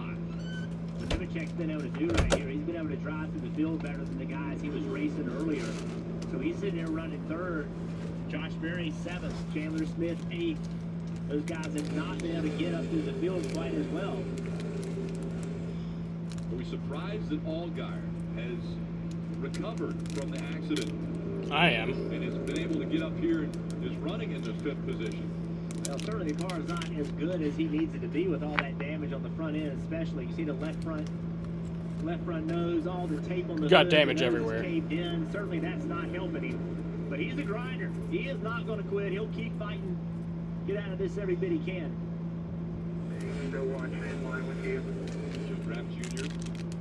making it tough for him on the inside.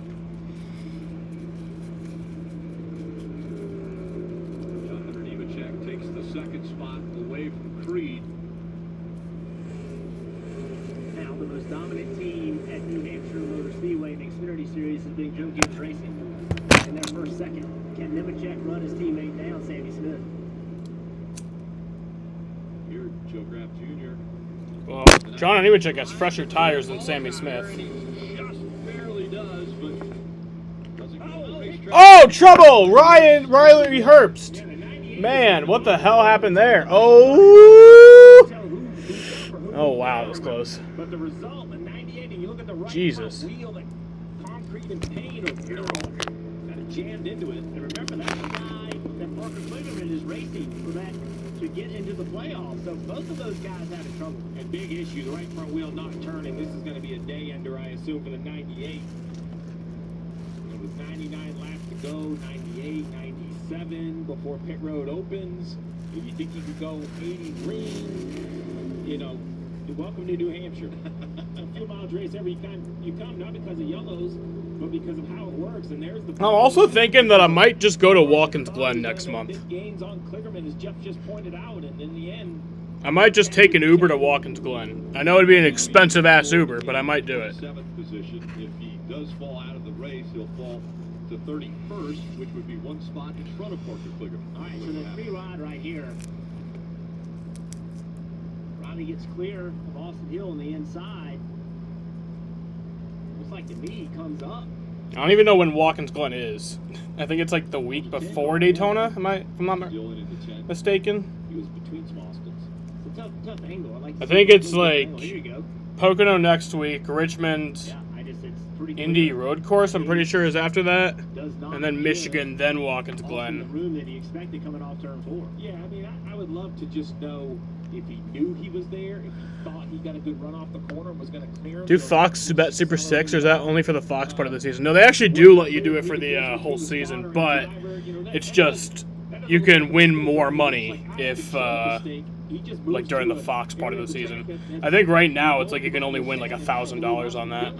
You know, he doesn't have to give that spot. He's far enough up with the bumper. I think that's fair to try to contest, Marty. Yeah, and Steve, I did hear Tim Fido, the veteran spotter who spots for Kevin Harvick in the Cup Series and spots for Riley Herbst in the Xfinity Series, say several times, outside, and he had been racing Austin Dillon for quite a while. So here's the question. Can they get this fixed and get him back out? What a roller coaster day. Riley Herbst came in +6, went to +40 at one point. Have you ever won Fox Bet? No, I haven't. Last night, I mean, I won $37.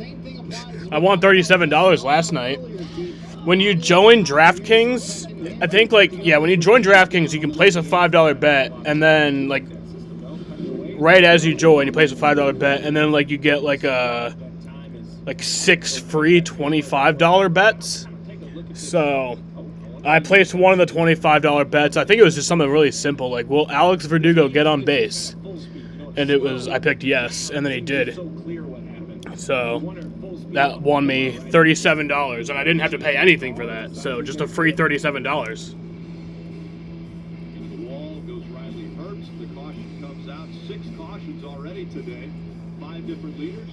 Hunter Nemechek's been out front the most. Sammy Smith's out front now. You don't have to be in the race to be in the race. Here comes the next score.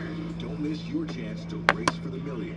Introducing the NASCAR Powerball Playoff. What a power move. Enter now for your chance to win a VIP trip for 2 to the NASCAR Cup Series Championship race at the Phoenix Raceway. In Phoenix. With the grand prize winner taking home... You have some good die-cast money for yourself? The official lottery game of NASCAR. At home to I'm more... I don't think I'm going to be buying die-cast for a little bit because, like I said, this week, I'm taking this whole week off. So I'm not making any money this week, and I'm also going to be spending a lot of money between, New Hampshire, Boston, and Pocono. My little brother, more like my big MVP. Xfinity is a game changer. Introducing the next generation 10G network, only from Xfinity. The future starts now. And then I have to pay rent. In an igloo, sipping on a strawberry shortcake slush float with crunchy sugar crystals. Was that real? Or is that just your brain's summer vacation house? $2.99 strawberry shortcake snowball slush float. Sonic. Looks like you got a corner office. Lucky.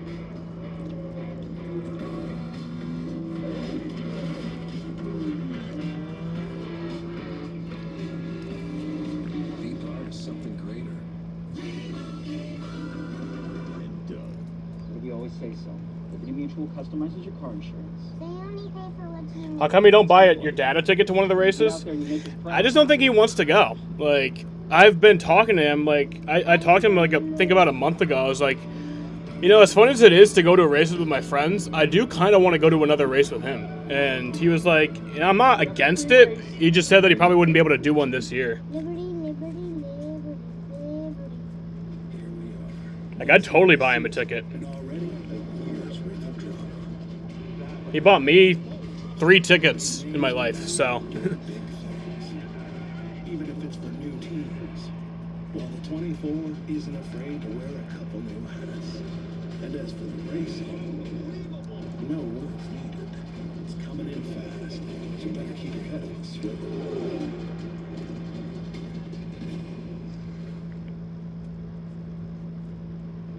Today's aerial coverage brought to you by Paz. Moving this I just saw the Dartmouth Hitchcock helicopter, man. That makes me kind of sad.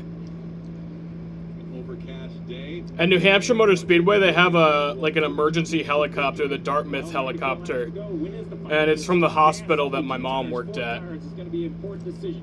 Restarts try to pick up spots, but as we saw, you also have to survive them. And these two, they kind of contradict each other because I got to get through traffic, Steve, but you also want me to do it with what? Well, I want you to get through traffic, and then when you're ready to lose your mind, I'm going to try to talk you off the ledge, give you a little bit of patience to not damage our car, keep our fenders straight. I know it's only a 1 mile track, but those fenders are going to help the thing turn. Just not knock them off early. Patience. You just said it's only 94 to go, and then we said patience. Oh crap, Herb's done away with the tape roll on the bumper. In traffic because we've ridden to a racetrack for the past 10 years, and I don't know if he's ever seen patience. Green flag. In traffic. And Sammy Smith and John Hunter Nemechek bring it back to the green, and Smith sideways. Almost lifted off the ground there, it looked like, by Sheldon Creed. Tire smoke. A sliding number 9 of Brandon Jones in third right now, but he slid through turn 2. Look at the mess behind him. This is where patience comes into play, right? Well, no, right now I want you to pass guys and then be patient after you do it. No, you are right, Rick, because you need a foot, 2 feet. You need something, and another driver's going to try to take it from you, especially on corner exit right here. These cars on the bottom, if they had just another foot or 2 to their right, they could accelerate better. That restart is under review. You know, did John Hunter Nemechek launch before that 18 car? Let's watch. Remember the rule. That 18 car is a control car. He has to launch first now. All right, they're gonna look hard at that. And then is the 2? Let's listen. If that's a penalty for John Hunter Nemechek, I'm gonna kill myself. Yep. Okay, so with the audio, the 20 accelerates like the car moves first, but on the audio it sounds to me, Jeff, that the 18 goes to the pedal. He's just spinning the tires. Now, my question to you is, can John Hunter hear that? Can you hear the car next to you, even with like right side pipes? Can you tell when he's on the throttle? Yeah, yeah, you can hear it, you can tell it, but also Creed jacked up, you know, the outside lane too, so that hurt his forward movement as well. That was close though. If you're John Hunter Nemechek, that's all you can get. Don't get more than that. NASCAR looked at it. They said the restart was good. Well, that's what I was talking about earlier with a car that may be the best car here. We'd never know. That 18 is Sammy Smith. John Hunter, we know he has a good car. He's led 54 laps. But that 18 was in traffic, and now they're out there together. He's actually a little behind on tire as we have Brett Moffitt and Kaz Gralla beating and banging at the bottom of the screen. So now we're going to see if Sammy Smith does match up with the 20 of John Hunter. Yeah, we saw Kaz Gralla in that 26 get into the side of another car there. A little aggressive, and continuing on the bottom of your screen. I don't know if the aggression has ended. Remember that patience thing? I think they've gone through that. They've forgotten. Yeah. So they're not watching. Daniel Hemrick in the 11 coming up on Kaz Gralla.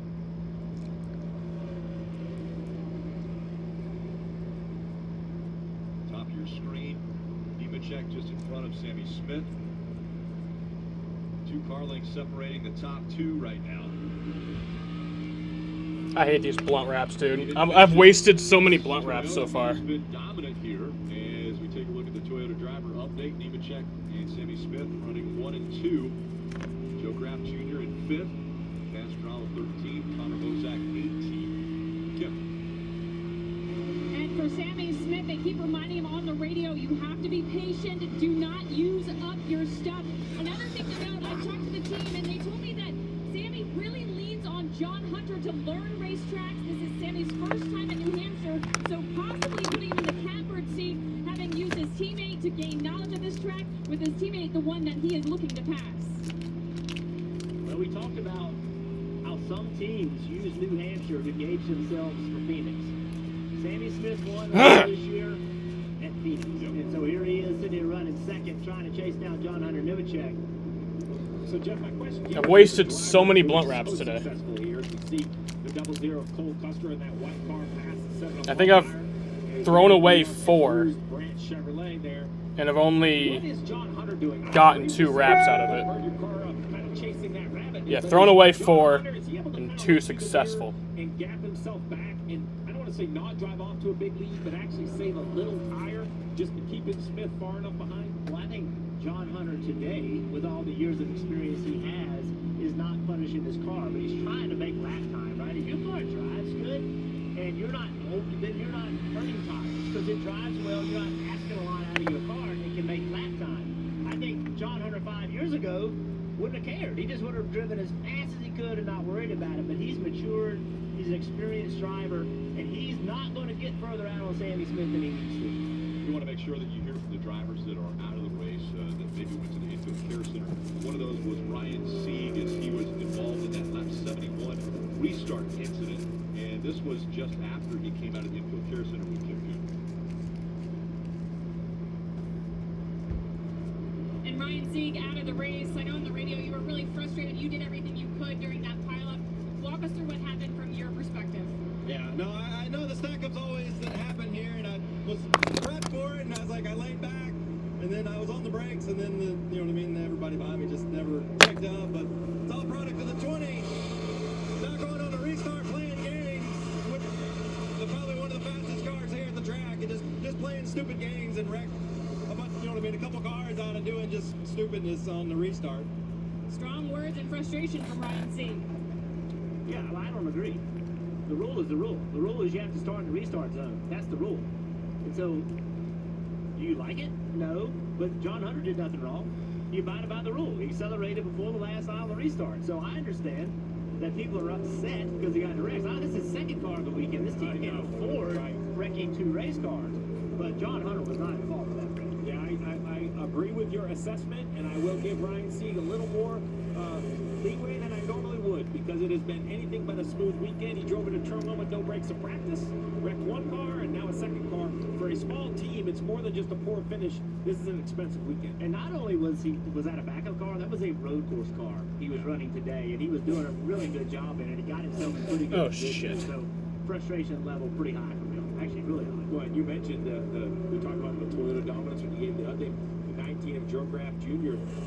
Running in the 5th position. So trying to use this opportunity. Not a ton of opportunities in the 19. He was in it in Richmond as well. Kind of was on the wrong end of the strategy and ended up having a poor finish. But Marty, so far, not smooth for the 19. They had that speeding penalty, but recovered all the way back to the top 5. Yeah, but Steve, it's worked so far for Joe Graff Jr. Stevie Reeves, the spotter, kind of coaching him through his lines. Jason Ratcliffe helped with a little strategy as well, trying to hold off Josh Berry right here. But you're right, when you have limited opportunities in a good car like this, you have to take advantage. And Joe Graff Jr. only has 2 more opportunities in the 19 this year. So he knew he wanted New Hampshire. That's what we talked about earlier, showing so far running really well up at the 6th spot. Yeah, Marty started off the day by saying that this is a pivotal race for Joe Graff Jr. running in this great equipment, only 6 opportunities, and he's taking advantage of this one. John Hunter Nemechek out front. You don't have to be in the race to be in the race. Here comes the 94. Don't miss your chance to race for the million. Introducing the NASCAR Powerball Playoff. What a power move! Enter now for your chance to win a VIP trip for 2 to the NASCAR Cup Series Championship race at the Phoenix Raceway In Phoenix. with the grand prize winner taking home $1 million. Powerball, the official lottery game of NASCAR, and home to the NASCAR Powerball Playoff. Hey Dad, I got an A in my Google pool, and I scored a goal on Ashley. That's cool. And I went for a walk in the woods, and I didn't get a single flea or tickle on me. You are just the best. Probably because of that flavor chick medicine you've been ordering from Chewy. We are very proud of you. You never stop surprising us, Bailey. Right? I'm great. You are great. I wonder if Bailey's ever done a book report. Be nice to your sister. What flea bit him? Pets aren't just pets. They're more. This flea and tick season, trust America's #1 pet pharmacy, Chewy. Moving this summer? Join the 6 million families who discovered a smarter, more flexible way to move with Pods. And now you can save up to 30% off until July 17. Whether you're moving across town or across the country, save up to 30% at pods.com today. Time to meet your team.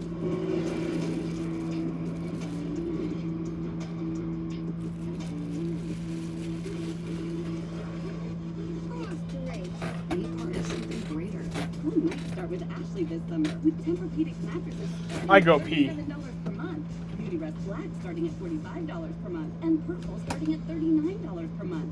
Plus pay 0% interest for 60 months in store only. Only at Ashley. Subway refreshed everything, and now the slice of the meat's fresh. That's why the new Titan Turkey is preferred by pros like me, and by pros who can actually dunk like me. And if we prefer it, we know you'll prefer it too. I can dunk if I want to. There's a thin line in the NASCAR Xfinity Series between winning and losing, between being the future and being past, between headlines and tailspins, between making history and being it, between the sweet taste of victory and the fumes of defeat.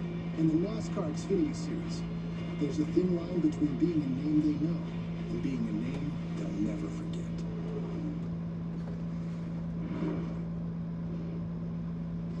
Make sure to represent your favorite driver and take advantage of amazing deals at the NASCAR shop. Check out the greatest t-shirts, hats, die casts, and much more. Visit NASCAR.com/shop today. You're watching NASCAR Xfinity Series Racing. New Hampshire, the Amp Better Health 200. 74 laps to go. Out in front, it's John Hunter Nemechek, and running back there in the 5th position is Joe Graff Jr. Yeah, we just heard Marty from Pit Road talk to us about this opportunity for Joe Graff Jr. Let's ride along and listen to how this team's trying to help him. He's beating you in the 3 a little bit on entry. You're lifting a little earlier to him, and then you roll to center to same speed. If we could get to where we get in just a tick deeper into 3, but still maintain your center, that'll help you. That works better.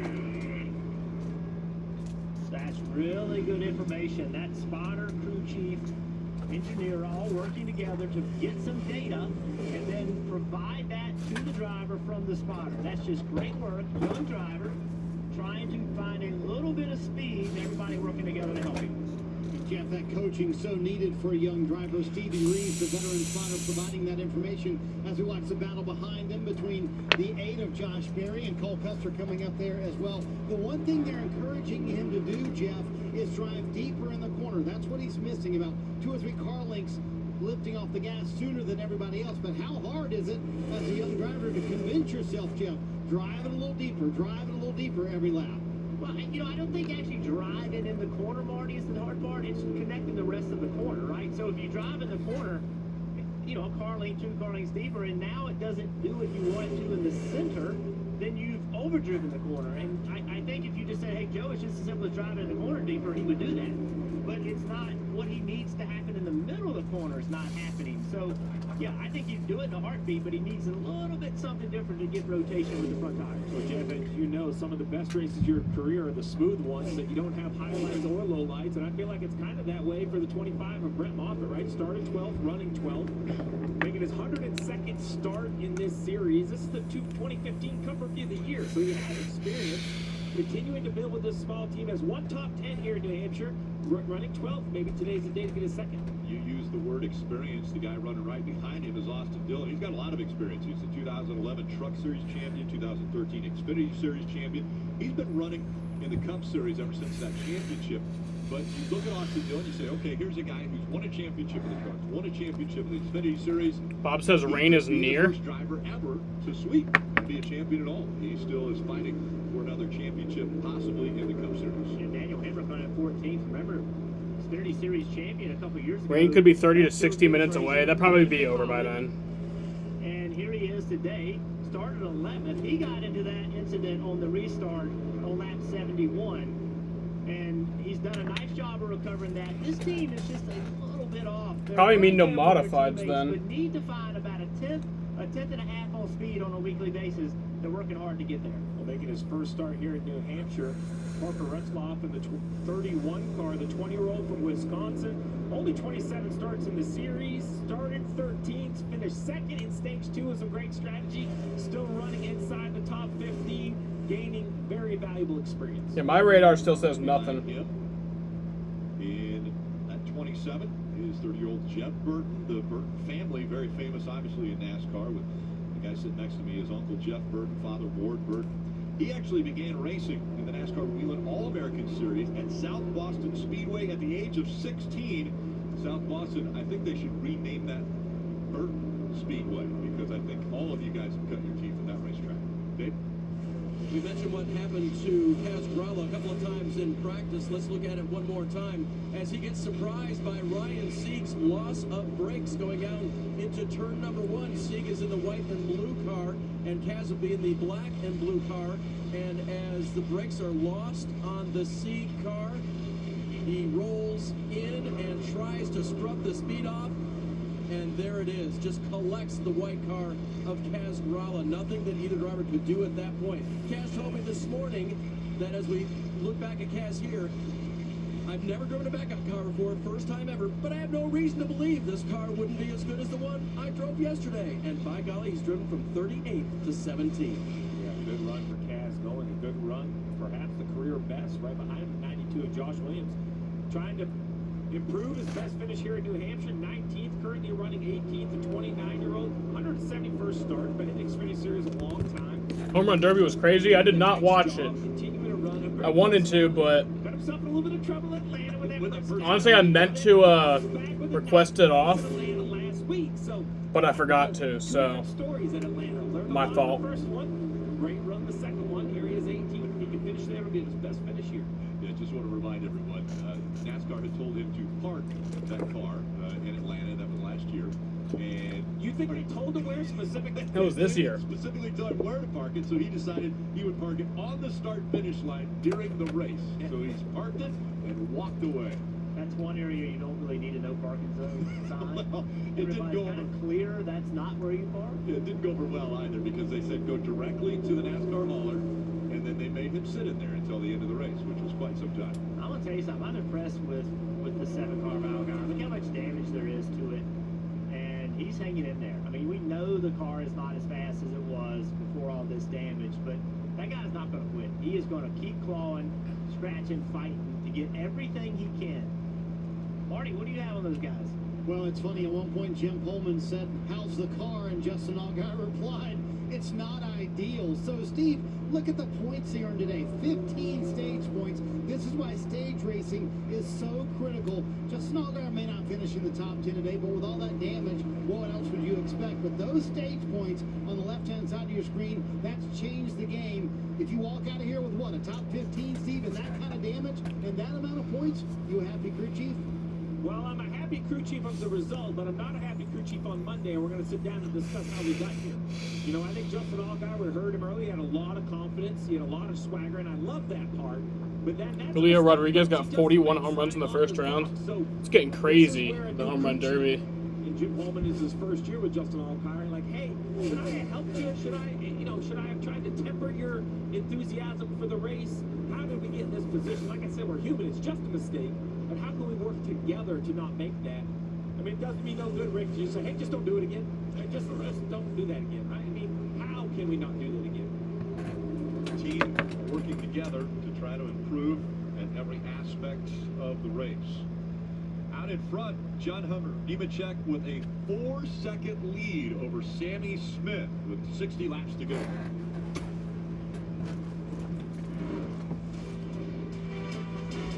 In my day, I tried keeping up with the game. Now with the power of Xfinity 10G network, my little bro is the game. With the Xfinity 10G network, he sees the game from every angle with barely any lag.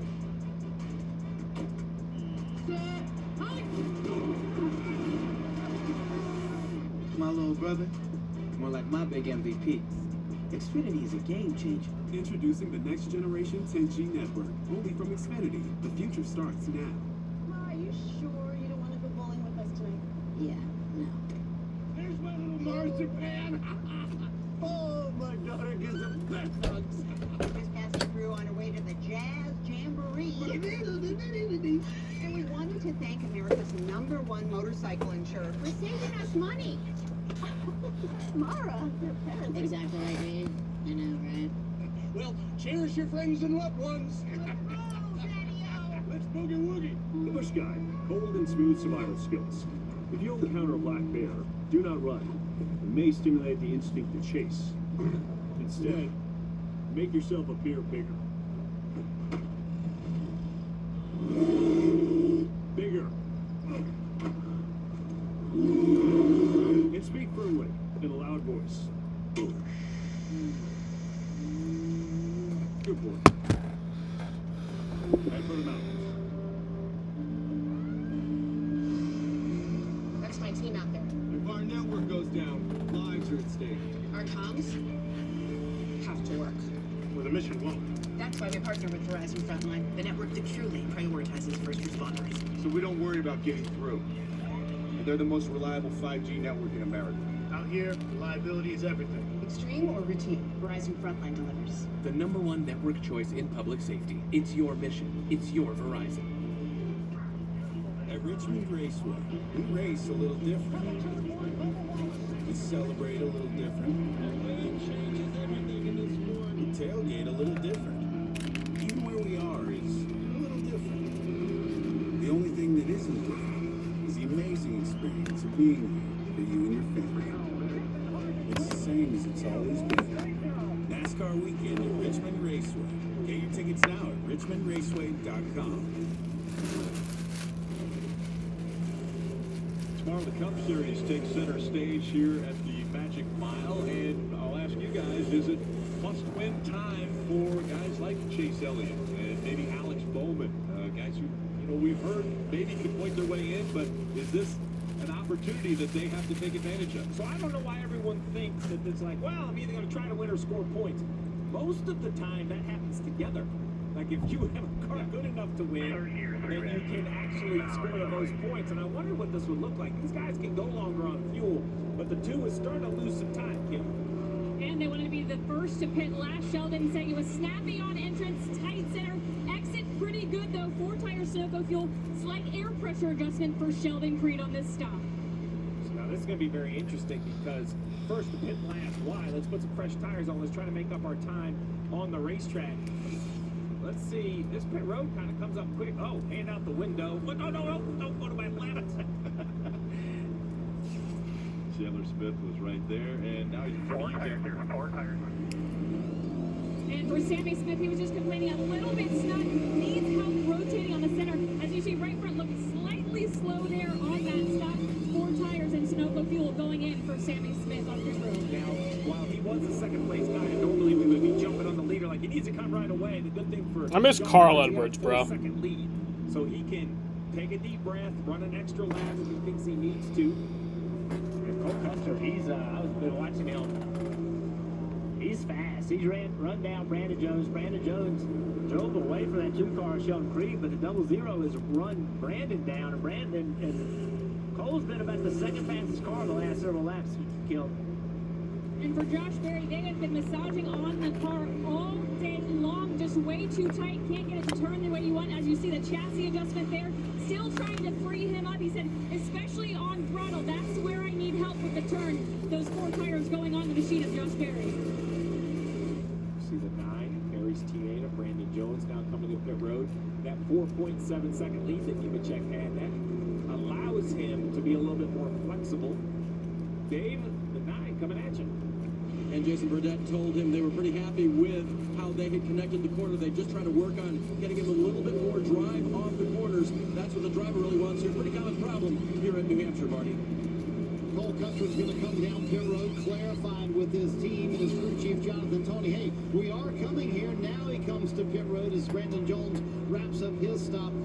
Cubs beat the Red Sox today. Feel as good, almost like the back end was swinging around way too much. But boy, did it come along, as Jeff Burton mentioned, Dave. No changes for John Hunter Nemechek, the race leader. Had that lead. Where will he cycle back in? 34 Goodyear tires and Sunoco fuel for him. Can he win for the second week in a row? Oh, this whole time this Red Sox thing wasn't working. Oh well. About the start-finish line, you can see on the graphic, but the 20, he's in the middle of 1 and 2. So here comes Sammy Smith. We'll we're going to have to chase ahead to find the 20 of John Hunter Nemechek because he's already accelerating down the backstretch. Yeah, he's coming into turn 3 right now. Sammy Smith, at 18. The Toyota onboard giving us a great view, and Sam Mayer slides into his stall right in front of you, Dave. Yeah, I was wondering if he was a little bit too close to the wall there. Let's see how the crew reacts. Yep, just 2 tires. It was way too close there, guys. Marty literally made the call for 2 tires because they couldn't have put 4 on it. The only way to put 4 on it was to back up, and Marty just made the decision, hey, this ain't going to work. He's just in there so deep, and now the left front tire is right against the wall. It would have been hard to jack the car. It would have been hard to change the left front tire, Dave. Maybe just a little bit of a tweak here for Chandler Smith for the end of this race. The thing that he'd been doing much better that last run, rolling the center of the corner. The team praised him for that. A little bit slow on the right side here as Chandler Smith tries to win from pole today. He was running outside the top group, or just outside, inside the top group, top 5 when he pitted. Back up to speed, coming off of that number 1 pit stall. Red slap, as you see, also on pit road. 31. Joe Graff Jr. is being scored out in front now. Oh, I do see some raindrops on the lens. Behind him. So the Austin Dillon machine is going to be the interesting one because he was last on pit road at lap 104. I mean, that's 96 laps because he had a bunch of yellows. You wonder what kind of Hail Mary that they're going to throw in this 10 car. Alex Yance on the pit box. You know, I don't think they can go all the way. But I would go as absolute long as I can and maybe just take gas only and try to catch a yellow. And Steve, I just had the same thought, so I walked down, checked in with the team that got tires on the wall. The crew is kind of waiting there, but there's no sense of urgency. I said, will you need to stop? And they just kind of shrugged and said, we don't know. We haven't heard anything. His teammate, though, Daniel Hamrick, you see on the bottom of the screen, he said tight through the middle, snappy on exit as he finishes his stop under green. What the 19 does by staying on the racetrack is it takes some guys and now you're a lap down, like Chandler Smith. I mean, why not? Try to get a caution here. Sounds like a conversation between a couple crew members or maybe even communication to the driver. Probably from Jason Ratcliffe, who has won a ton of races here. He has so many race wins, and he's sitting there saying, hey, let's let this kid some clean air. Let's let him lead some laps. Maybe something big happens here, you know? What's a great opportunity for a young guy to be in the spotlight a little bit, feel that, and have a chance to maybe something magical happen. You never know. Well, because the advantage you have now is if you run long and you get a yellow, while Nemechek is already pitched every time running the rear bumper, you know, he's going to either have to come get, or he's now put his last set of tires on. So now you're going to have fresher tires than John Hunter. So you at least find an advantage where you can. We saw the 8 get by that 19, so he unlapped himself. That was Josh Berry. With him unlapping himself, that means there's 17 cars. That's a fucked up one. Joe Graff Jr. still staying on the racetrack out front. And Rick, I think the other thing Jason thought in this decision. And I've wasted so many fucking wraps today. I'm so goddamn pissed. I'm trying to roll 4 blunts. I think I've used like 8. Very happy with what Joe Graff was doing on the racetrack. The lap times have not been spectacular here at the end of the run, but Austin Dillon still almost a second back. Why not leave him out as long as you can? I like the call. I like what they're trying. And if you're the 10 right here, you're just trying to, you have a little better fuel. You set right in behind him. John Hunter back in 5th. He's 14 seconds back. You're trying to run this 10 down the best you can.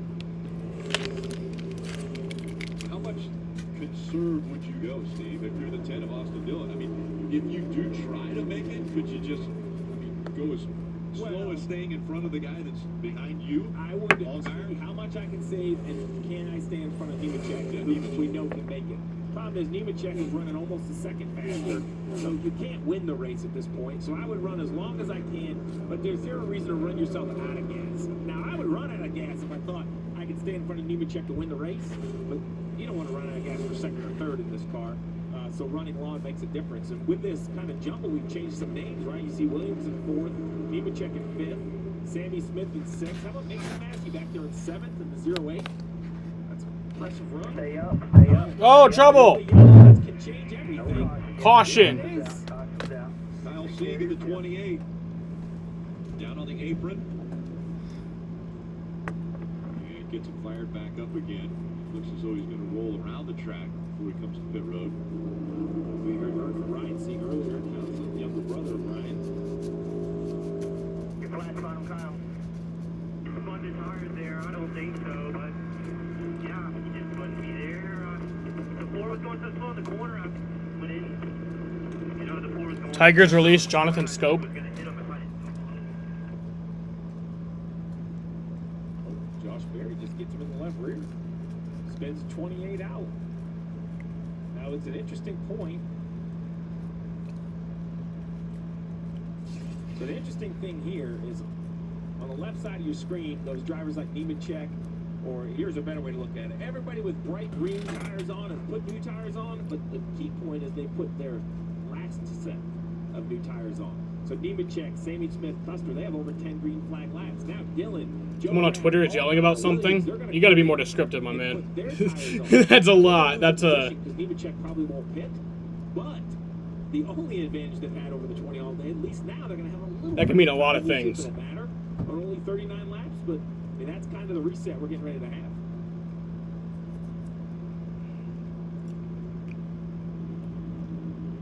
So the caution comes out for the 7th time today. This one's for Kyle Sieg. He was running in the 27th position, 2 laps down. We saw the hit by the 8 Josh Berry that spun him around.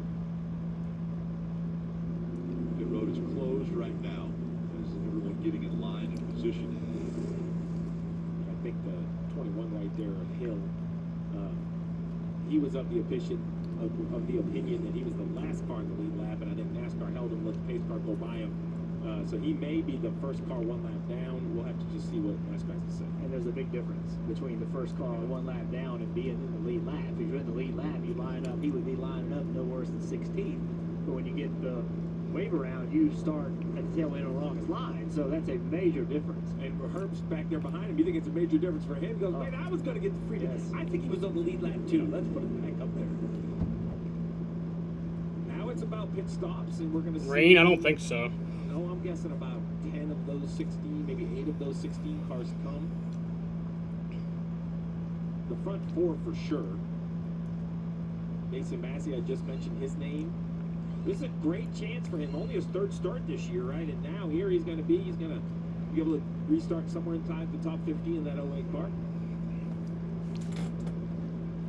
It's time by. It looks as though pit road is open, so we'll see how many takers we get. Of course, Austin Dillon, Joe Graff Jr. are on their way. Kim.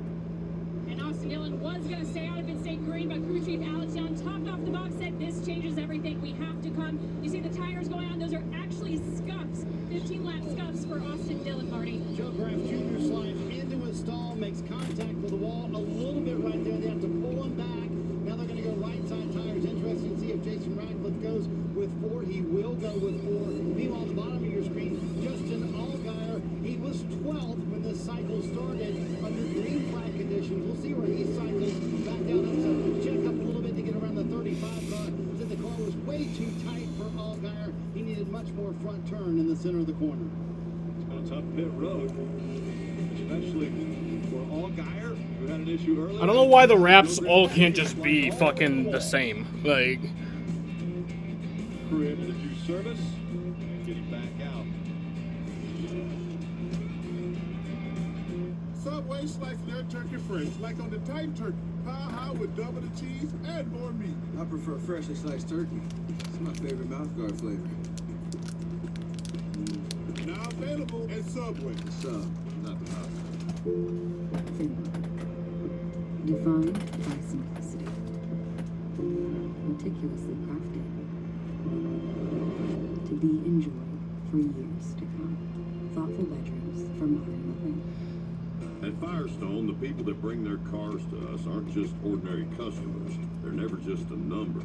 They're our neighbors. And that's why we do everything we can to treat them as such. I don't see cars, I see customers. That's not a vehicle that I'm working on, that's Jim and Shannon. Those are our customers, and, we got to make sure that whenever they leave our repair shop, they're going to make it home to their families safely. Helping our neighbors since 1926. I'm not rolling a 4th. Complete. I'm fucking pissed. Qualifying is complete. It was Christian Lundgaard who wins the pole and will lead the field to the green flag on the streets of Toronto. That's tomorrow exclusively on Peacock. Be sure to tune in. Enjoy that one. The streets of Toronto, and we had to deal with a little bit of weather today during qualifying, but all smiles there for Christian Lundgaard as So stupid, dude. after pit stops are Fucking blunt wraps. I don't get why some of them are just hard to roll. And Rick, you notice that John Hunter Nemechek has cycled to the front now in that 20 car. When I talked to front row John Hunter this morning about his race today, he said we're making little tweaks to get our car right where I need it to be. Practice to qualifying, we made one change. It was good. And I believe qualifying to the race, we're going to do the same thing. I think all day long they've just made his car increasingly better. And now that he's back in the point, John Hunter Nemechek's going to be hard to beat, Kim. Well, Dave, twice has Sammy Smith climbed through the field. Once at the beginning, they had to drop to the rear after unapproved adjustments. Then he had a speeding penalty early. Remember, he won Phoenix earlier this year. I asked him, does that give you confidence in this race? He said, no, I'm not confident that we can win. What it does do for me is it gives me a better understanding, Marty, of what I need to just be successful in general at these short tracks. Again, keep an eye on Cole Custer. Finally has the track position they kind of been seeking since the beginning of the race. Sitting in third right now. The team told him, hey, this 35-lap run should play to our advantage. We'll see. It took a long time for the car to come in last time. But Cole Custer, Rick, has won here in K&N, one here in trucks. Still looking for that first Xfinity win. Can it come today? We're going to find out. in a good position. More than likely we'll start in the second row. We'll see as they're coming to the choose. Well, that was the question. I was going to ask Jeff. All right, where are you going? Nemechek top. Nemechek top. Sammy Smith bottom. Cole Custer top. Let's see if I'm right. So far. Why don't you keep going? Well, he just went. I mean, you can't really take half the test, Jeff. Couldn't hear ahead. Well, I got him all right. I don't want to stop. That's a good point. It will be 33 to go. So, Rick, we talk a lot about the points of making the playoffs. Jeff and I were just having this discussion about the small decisions that make a difference, right? Riley Herbst, we saw him get to the front stretch wall. I thought as day was done, the crew did a great job of preparing this car. While it looked beat up, they've decided to stay out and take the wave around. That puts them plus 20 above Marco Kligerman, who's out of the race. Now, they might need a yellow, or maybe they can stretch the stretch the gas. It's going to be very close, but sitting at 18th, now there's a ton of points available. If he can get a yellow, he can come in, put on some tires, and keep gaining points. Those are the small things, Jeff, that can change a year. Races within a race. There's so many cars on track, it's hard to cover it all, but championships get won or lost, playoffs get made or not by 1 or 2 points. You have to be willing to gamble a little bit, and you have to get the very most you can, even out of bad days. Restarts have been exciting, Rick. We'll see what kind of All games right. played here. Yeah, well, Nemechek's on the 34 to go. Sammy 33 Smith when we go green. inside. We'll see Green how they flag. do through the restart zone. Back up through the gears they go. Oh my God. 33 laps to go, and they're 4 wide. as Oh they my go. God. Oh my God. Oh shit. Oh, there goes the 9. Oh man, how do you save that? That was as wrecked as you can be without wrecking. I don't know Wow. how he did that. And everybody He almost wrecked like 5 times there. Oh, Josh Berry. tied up back there, but now tire rub, huge tire rub on the 8, and Josh Berry. We'll see if he's able to battle through this. Yeah, I can't tell exactly where it's smashed in. Kind of above the tire, it looks like, straight down on top of it. It's gonna blow, bring it to me. It's gonna blow, bring it to me. And as we were watching that, the 00 of Cole Custer, a short run cannon. This thing is really pressuring John Hunter Nemechek. Yeah, the 8 of Josh Berry must have got hit behind that left front, and it pushed the fender down on top of the tire. You wonder now, it's not smoking like it was. Do you keep going?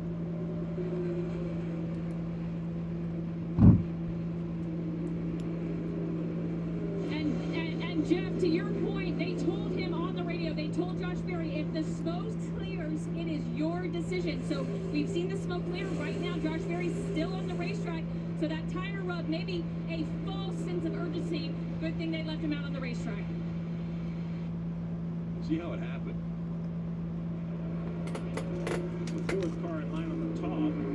Oh, yeah, it's this big slide by the 9. Pushes the Oh, it's right there. So the 2, hits rear bumper to rear bumper, and then when the right front of the 2 slaps around, it dents it in, and it's really hard to see, but you can see it here. The seam is broken. That concerns me. The seam is broken right where it should say Goodyear. You only get the first 2 letters, and then it's caved in. I guess the good news, though, is it's maybe on the tread, not as much on the top of that sidewall. Yeah, it continues to smoke. It cleared up, but every now and then we see it smoke. I'd be really nervous. Maybe the other loser in that was Brandon Jones. You know what I mean? He was, looked like to me, he and Chandler Smith got together. Chandler was all against the wall on the bottom. Some contact with the 9 car. How about Jeremy Clements? We haven't said his name, and he's the car to the right of Brandon Jones right there. It's hard to tell the colors because it's 2/3 duct tape. It's been put together, but he's currently running in the 11th position. So, man, talk about a recovery. And Austin Hill, we just talked about, got the free pass. Here he is, passing Clemens for 11th place. We're trying to pass him. He wants in the play. He wants to get up in the mix. 28 laps remain. And Austin Hill completing the pass on Clements. Now he'll set his sights on the 9, who was sideways, Brandon Jones. Was able to save that after the restart. But Austin Hill really making his way through. Josh Williams up inside the top 10 in that 92. Great run for Williams. Nemechek looking for win number 4 on the season out in front. Cole Custer, though, also wanting to add his name to the multi-win list. You don't have to be in the race to be in the race. Don't miss your chance to race for the million. Introducing the NASCAR Powerball Playoff. Enter now for your chance to win a VIP trip for 2 to the NASCAR Cup Series Championship race at the Phoenix Raceway in Phoenix. With the grand prize winner taking home $1 million. Powerball, the official lottery game of NASCAR, and home to the NASCAR Powerball Playoff. Subway refreshed everything. And now, this slicing the meat's fresh. That's why this Pro prefers the new Grand Slam ham. So does this, bro. I just love a Grand Slam ham. And if we prefer it, we know you'll prefer it too. I knew he'd love that sandwich. More shopping? You should watch your spending, honey. I'm saving with Liberty Mutual, Mom. They customize your car insurance so you only pay for what you need. Check it out. You could save $700 just by switching. Ooh. I'll look into that. Let me put a reminder on my phone. Save $700. Pick up Dad from airport. Oh, only pay for what you need. Liberty, liberty, liberty, liberty. When you look back on this day, you might remember the heat wave, or the strawberry shortcake slush float, crunchy sugar crystals. Greg, however, will never. Do you think Josh Berry brings Bass Pro to the Cup Series? I don't think so. If Gregson didn't, then I don't think Josh Berry will. Sonic. It's orientation day. Welcome to the team.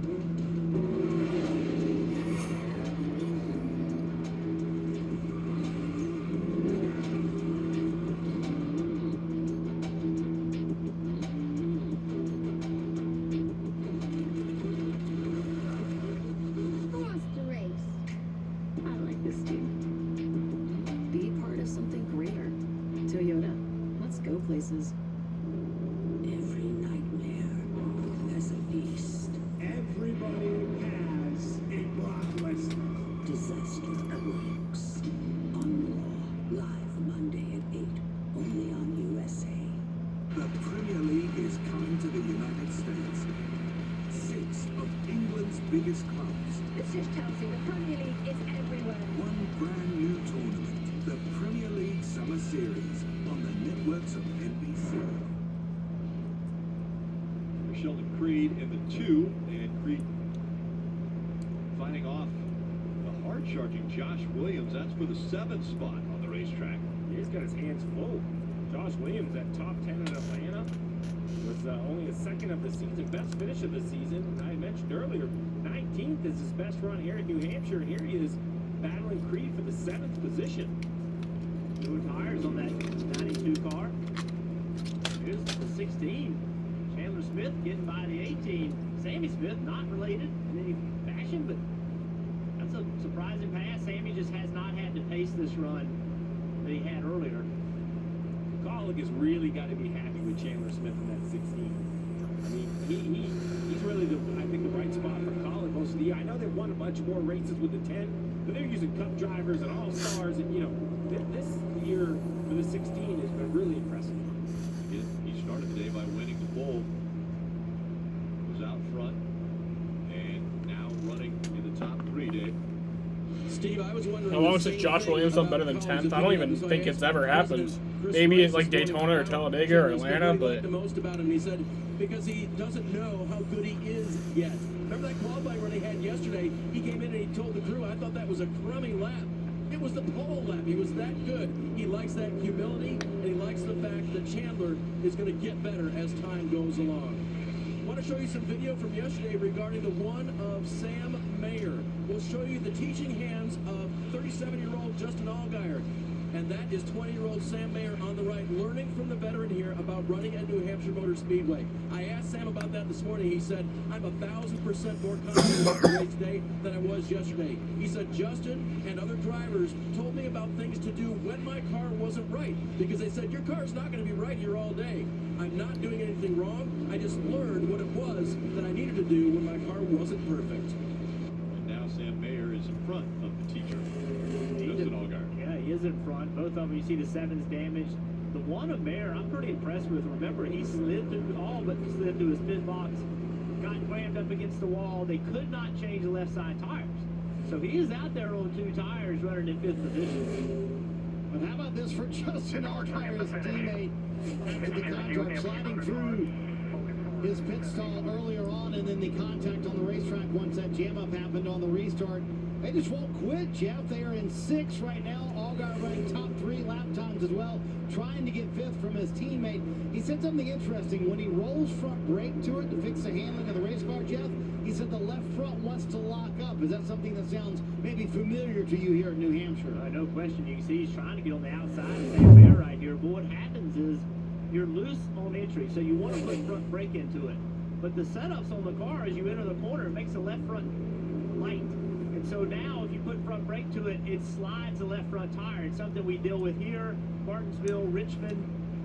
So yeah, you want front brake to help the car handle better, but the left front tire, just if you put more braking force to it, it can't accept it, and you actually flat spot the tire, you can slide it so much.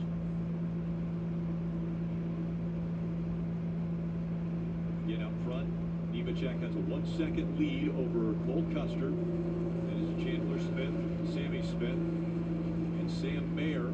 All the top 5, Allgaier, Creed, Austin Dillon, Josh Williams, and Brandon Jones are the top 10. And Nemechek's still out by a second. Custer's not been able to make a run at him. Last few laps, Custer's been a little bit quicker. He's doing a nice job, though. While a second is a big gap, he's close enough to John Hunter that when he catches traffic, I feel like he feels a little bit of urgency to get by him. Now, the good thing for John Hunter is he has a big gap, almost the whole backstretch to the next group of lap cars. I thought the race that John Hunter ran last week in Atlanta that's what showed me where he is in maturity. He did not have the best car, not even close. Didn't have the best handling car, but he never put himself in a bad position. Never got the car in the wall. Didn't turn around on him. He just sat there, managed the problem, managed the problem, managed the problem. Other people had issues, and there he was to take advantage of it. That's when you couple that maturity and that decision making with his speed. That's when John Hunter Nemechek becomes a very dangerous driver to the competition. You use that word maturity, and I think so many questions have gone around with John Hunter Nemechek, the son of Joe Nemechek. He bounced around, finding different rides. He settled in the Truck Series, won the 2021 Truck Series Championship, and then it was, where do I go? What level do I get to? Do I go to the Cup Series? Do I run the Xfinity Series? And I think this season has really proven that the decision to run full-time with Joe Gibbs Racing in the Xfinity Series, and right now he's the leader at 3 wins and potentially could add a 4th today. This has to put him as the front runner for a championship, especially well as he's running here, knowing that Phoenix is where the champion is decided. Yeah, because I believe he was the best car at Richmond. They kind of got a little off on their strategy, which is easy to do at that tricky track. So I know that talking to John and talking to his crew chief Ben Bayshore right there below, they really want to come back here and prove to themselves more than anyone. Just they knew they were that good. They wanted to come get that win, bring that dominant type performance. Yeah, let's talk about Ben Bayshore also, because they are in very similar situations, right? John Chuck Nemechek ran a full year in Cup. Bayshore, Cup crew chief. They both 10 more laps of Sam before he's gone forever. I'm not going to be gone forever. I'll be gone. I won't be here for the Cup race tomorrow, and then I'll be gone next week. That's it.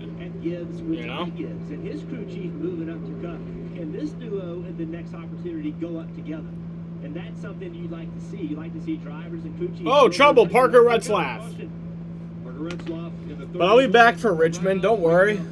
That's 8 cautions now for the day, and a restart, and it's going to be a sprint to the finish. Yeah, that's not what John Hunter Nemechek wanted to see, because Cole Custer and a couple of those cars do fire off pretty good. And plus, you guys will be seeing content. I'll be making content. Of the leaders, how many tires left that I'm aware of? The right rear tires down. I don't know if that's a before or after situation. Let's take a look at what happened. He's already moved sideways into the picture. I feel like that has to be a right rear tire going down. I just don't see him spinning that early. I mean, you look at the tires already almost off the rim. I'm not sure if it could go down that fast as he spun around. Hard to tell from that angle. That would be my guess of what happened. We have our safety crew immediately there to help out Parker. As he climbs out of the car, he'll make the mandatory trip into the infield care center. See a thumbs up there. Yeah, that's unfortunate. This late in the race to have that kind of problem.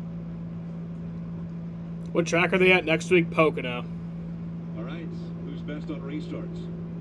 Well, listen, John Hunter has led 123 laps, so I'm not going to instantly say that somebody has an advantage over him, but it's way easier to run the last 8 laps with a second lead than it is to have to get through the restart zone. I'm telling you, we've seen it here so many times. Here in Atlanta, so easy to spin the tires. So now you're going to do it on hot tires. So you just can't step on the throttle. If you go to wide open, you're going to look like a top fuel dragster. You're going to have smoke coming off. You're not going to go anywhere. You have to time it right. John Hunter seems to. What if I just went to every race? Late in the zone, so people accelerate quick. Maybe this time they'll go nice and early, try to catch up with you off guard. But it's going to be really, really tough to restart. We saw the tires up on the wall there. Is that somebody playing a little poker? Well, I mean, like, hey, I'm going to show you tires, but we're probably not coming. Well, Josh Berry will probably come. He has a damaged left front fender. He's almost last car on the lead lap. Probably put some colder scuffs on. Remember, earlier those stages were pretty short, so you have some older scuffs. But I don't believe Cole Custer in the 00 is going to pit for second. No, I think you stay out on these tires. Pit road is open. We'll see if anybody chooses to come down. Marty? So far, no takers, Rick. Let's chat with Jonathan Toney, crew chief for Cole Custer. So, it seems like the cars really needed a long run. How do you feel about a little restart and a short run here, though? Sure, that. Xfinity at Pocono was so interesting at the last laps. Yeah, that was a fun race last year. Laps on our cars now. Got a caution. Think we got the best little race car driver in the Xfinity series, so we'll go race them and see what we can do here. Just where you hope is. You're gonna see what we can do here. Pays off on a critical restart like this. For sure, end of the day, when you got a driver at Cole's caliber, just got to put him in a position. We got him in a position, and so, yeah, we feel pretty confident about our chances here. This is going to be fun to watch. Custer's needed those long runs to kind of take off, Rick, but this short run, we'll see if it pays off, and the restart's going to be huge here. Yes, it will. I spoke to Jonathan a few weeks ago, sat down and spent quite a bit of time with him, and if you want a Cole Custer cheerleader, that's your guy, because that guy believes wholeheartedly in Cole Custer. He told me that Cole Custer is the best driver in this series, and that Cole makes his job way easier. Jonathan said, I get him something close, Cole's going to drive it to the front. He had supreme confidence in Cole Custer's ability. All right, so we talked about the choose a little bit ago. You kind of cheated and only took the first 2 cars, 3 cars. Well, I didn't even think. He took 3 cars. So they talk about not only the choose, but Jeff, take me into these drivers, cleaning the rear tires off. We see him spin the tires. How do you prevent? Like, if you're the leader versus the guy in second, What's your mindset? Well, so let's work our way back just a little bit, right? John Hunter Nemechek, he's racing this racetrack quite a bit. He knows that the restart zone is very, very slick. He knows you're going to spin the tires. Cole Custer, he's won here before, so he knows it as well. The guy at 16, I don't think he knows. I don't think he has that experience. He doesn't understand how bad the tires are going to be spinning on this restart. Sammy Smith. And the second, also next to him. So the second row, I think that's where the not understanding of how the rear spin on old hot tires, how bad that can be. Nemechek and Custer, they should know it. But what do you do? How do you do that? Yeah, it'd be fine if it rains right here and I win this bet. If Nemechek, in my opinion, tries to go late in the restart zone this time, like we saw him do earlier in the race, that's a disadvantage to him. Because then you're having to launch. I'd be them, man. If you launch earlier, then you can accelerate a little bit cleaner and try to keep those rear tires from spinning. So if I'm Nemechek at this time, I'm going early in the zone. I'm going to check up a little bit, make them think what I'm going to do, but the second I get to that restart zone, I'm going to start accelerating.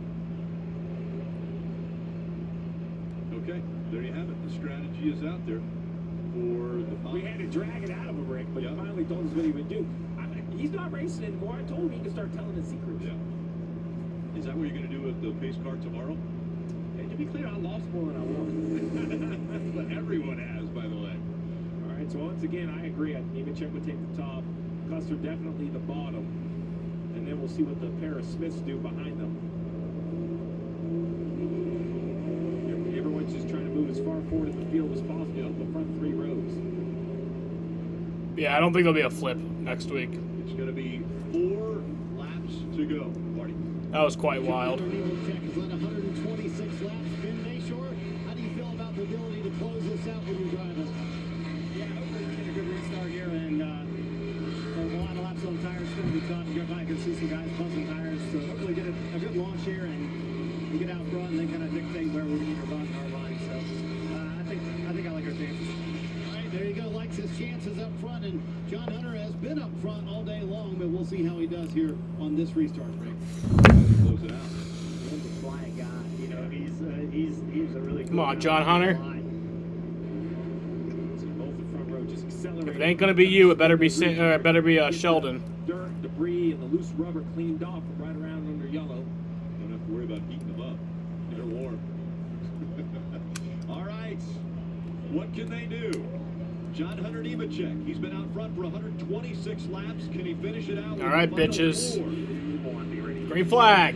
4 to go. Come on, John Hunter. Win me that money. Win me that money. Just a bit. And Nemechek able to clear. Oh, Sam Mayer's around. Oh! That was a big hit. Joe Graff Jr. Oh, man. Caution has come out again. That's number 9. Austin Dillon involved. You see him in the 10, the 24 of Connor. Oh, man, you got to get out. Get out. Coming out of Get Joe out. Graff Jr. Pull it over. Get out. So many times they down on the apron, gets out. You see cautions right after restarts. It gets wild into turn 1. The cars don't make good grip. We've seen multiple times how difficult the launch zone is. 98 car, I think I can tell this more damage or not. I don't know exactly damage. Oh my! Get out of that fucking car! Like. Just get out. Joe Graff Jr. It said they thought- Eject. Abort mission, bro. Like, come on. Again, so he's going to climb out, take another look at what happened. I think it's contact between the 18 and the 1, so you see the 7 going to go to the bottom. That's one of my biggest pet peeves, when their car's on fire and they're just like, I don't know, they're just not rushing to get out. Like, There it goes. I mean, they're on hot tires, old tires. There's not a lot of grip at this racetrack anyway. So let's take another look. The 1 definitely comes in. I mean, he's clear of the 18 though, and then right here, the 18 just gives him a shot in the rear bumper. I don't know how else to look at that. Yeah, remember the 1 car is on 2 tires. I don't know. Everybody else had 4 tires. They're all old, but I don't know if that hurt the speed of the 1 car, and it was just a so we will have overtime. Right here, bumper 7, still outside, now inside. Middle, you're correct. All right, come on top. Yep. Yellow here. I mean, I get it, but it's just like when your car is on fire, like, just get out. That'd be my first, like, instinct. I wouldn't even be thinking just drive it to the fire grip. My thing would be get out. Get out. Get out. Get me out of this hot, blazing inferno. I think it went to the throttle for just a second and came back off of it. Again, I just think of misjudgment of the speed of the one car. I agree. I mean, did he cause the one to spin? Absolutely, no question. Did he intentionally go in there and wreck the one? I don't think that was his goal.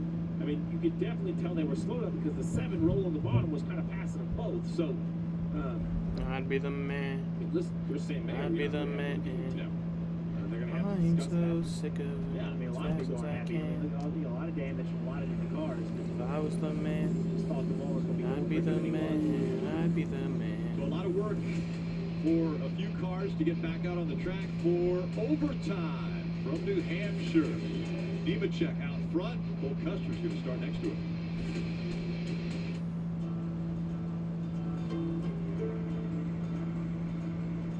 If you work the land, you just got to be a jack of all trades type.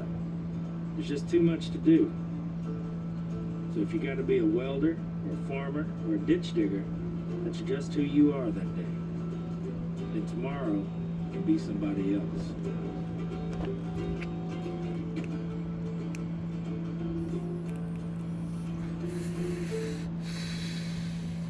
When the details take precedence, the rest falls perfectly into place. We strip away everything but the essential, and what we're left with are thoughtful bedrooms for modern living. Thuma.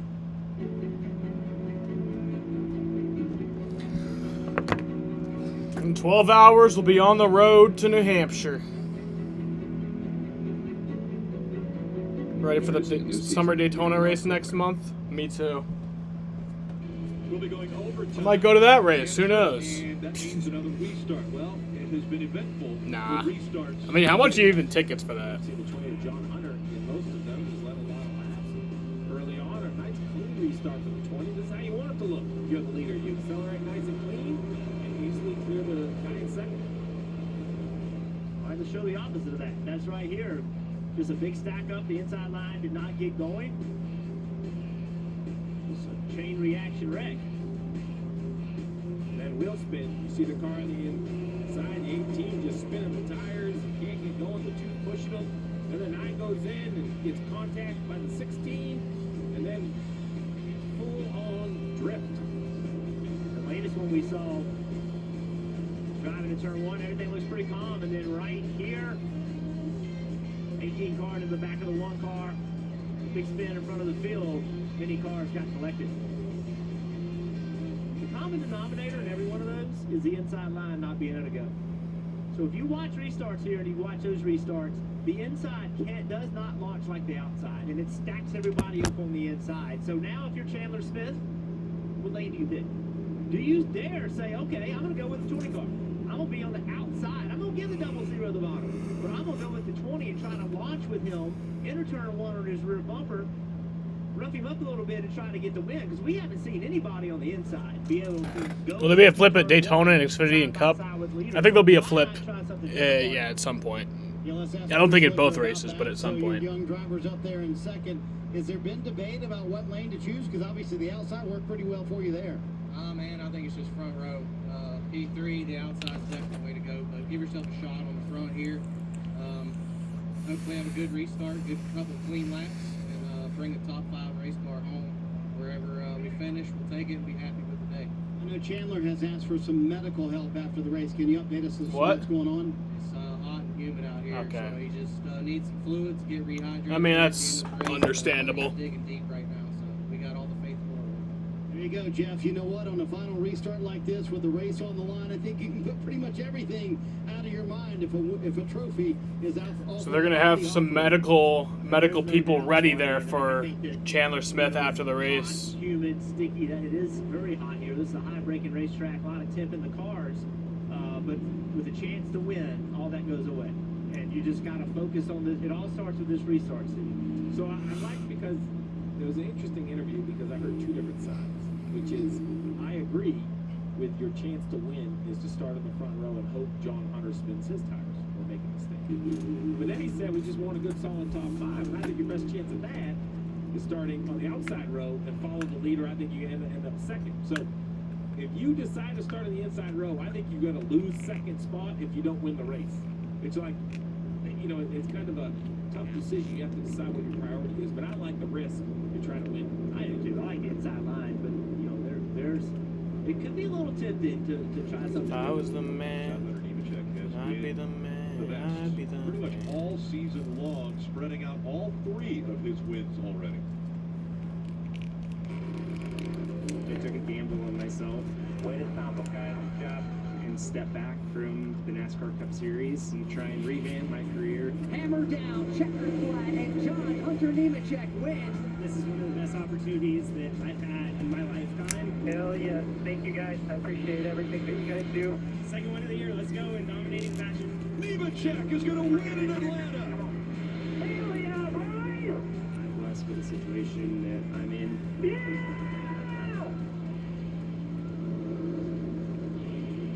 Best position he's been in racing. Joe Gibbs Racing in the Xfinity Series, running for a championship. You see his numbers. Average finish 7.8. Very few times has he been outside Very few times? the top 10. Matter of fact, only 3 times. The 27th place finish at Coda, Talladega 32nd, and a 16th at Sonoma. Everything else has been inside the top 10 for John Hunter Nemechek. He's got another shot right here, and a great one. Love to be able to control the restart in New Hampshire with a few laps to go. Exactly what he's going to be doing. We're coming to the choose right now. All right, getting one to go. 12. Some different drivers that are making the most out of a little bit of chaos at the end of this race. Oh, 16 chooses the top. He's going to stay behind Nemechek. Yeah, Custer hurts you. Old Custer gets that front row restart. You say John or Nemechek? I bet $5 on John or Nemechek winning today. So if he wins, I get $27. He did this because he's seen the inside line.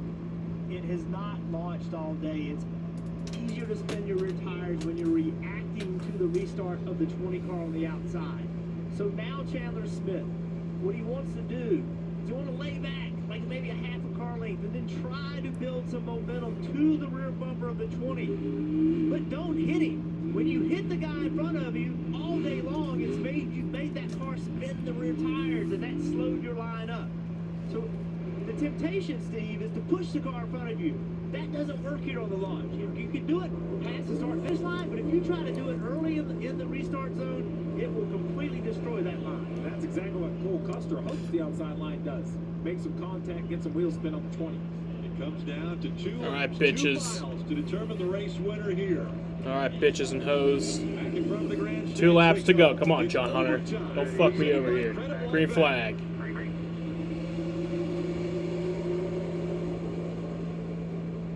The outside line is Woo! working. Up the racetrack comes the 00. Sheldon Creed in the 2. Here comes trying to Sheldon. take advantage. Yeah, come on, John Hunter. A great restart for Nemechek. He pulls away. He's Win me got that money. Harlan. Win me that money. Himself and Chandler Smith. Give me the money.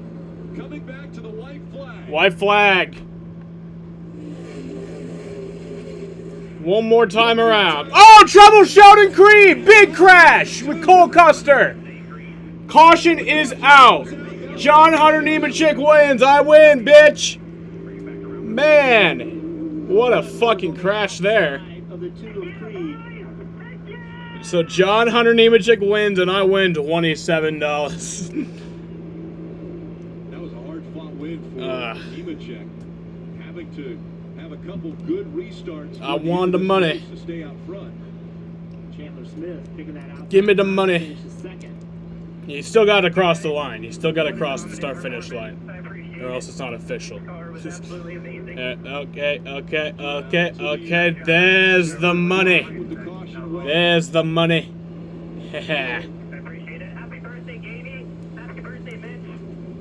I won.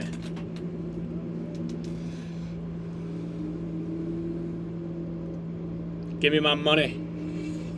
He's said it, Jeff. The double zeros on the outside of the 2, and it looks to me like the 2's going to try to take him all the way up the racetrack. And I think Custer's made the decision that I'm going to stay here. Then Custer maybe gets a little loose and comes off the wall and catches the 2. And there's definitely be a disagreement between those 2. Yeah, I think the way you called it's 100% right. The 2 had the double zero up the racetrack a little bit, but then Custer got loose, and when he did, the front of the car came down and caught the right rear quarter panel of the 2 right there.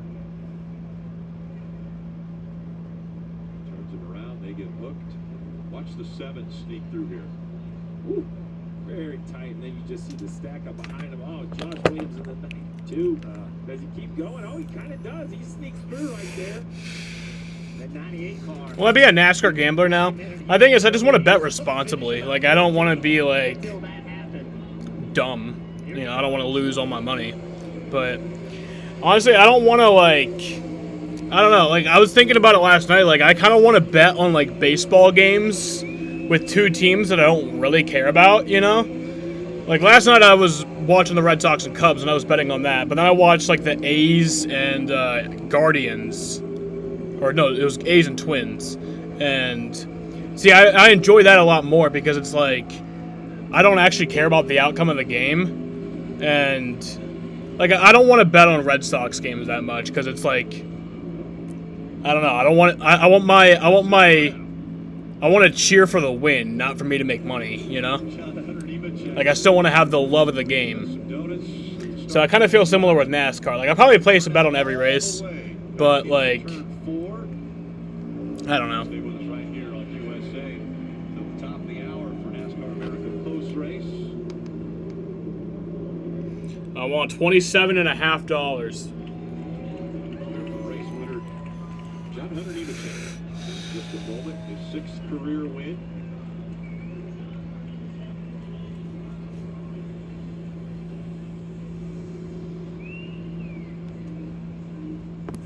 Yeah, this is the first ever race I've bet on, and I won, so, I mean, beginner's luck.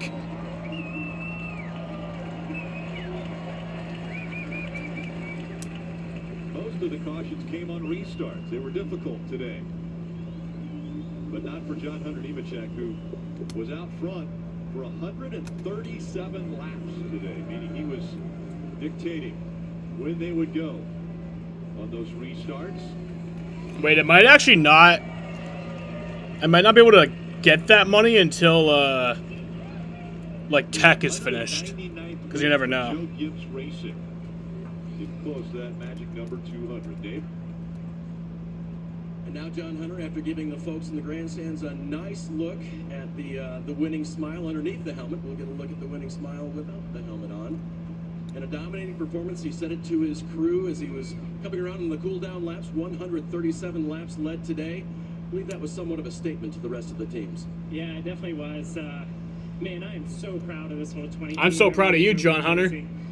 Just thankful for the opportunity. Thank you, Jack Irving, Tyler Gibbs, David Wilson, so many people at Toyota. Because right now it's not saying that I won yet. He was a huge advocate for this to happen this year. So, I think I might have to, like, man, Purcell Pro Clean, this thing looked clean on the wait for today. Tech to be finished. I think our first clean race all year, so that's really good. But hats off to all of our guys, everyone at Joe Gibbs Racing. Our Toyota GR Super was as fast as Xfinity 10G, that is for sure. So happy birthday, Mitch. Happy birthday, Brian Gainey. Hopefully we can celebrate their birthdays. And Taylor and Aspen aren't here, they're home. Hi Aspen, hi Tay. We'll celebrate when we get home. And huge shout out to all of the fans for being here. This is an amazing crowd. When was this, Andy? And then one more huge shout out to another driver. He knows who he is. We've been texting quite a bit this weekend, and he's one of the masters here. He may be on the pole for tomorrow, so good luck. So he may be on pole for tomorrow. You had late race restarts that were very, very good, but you didn't need them. You had a huge lead, and then you had to survive those last restarts. Yeah, we definitely did. I was a little worried there on the last restarts. We kept getting really good launches, and we were able to clear them, but I didn't know who was saving what. I was trying to save in front of Cole until he started pushing there.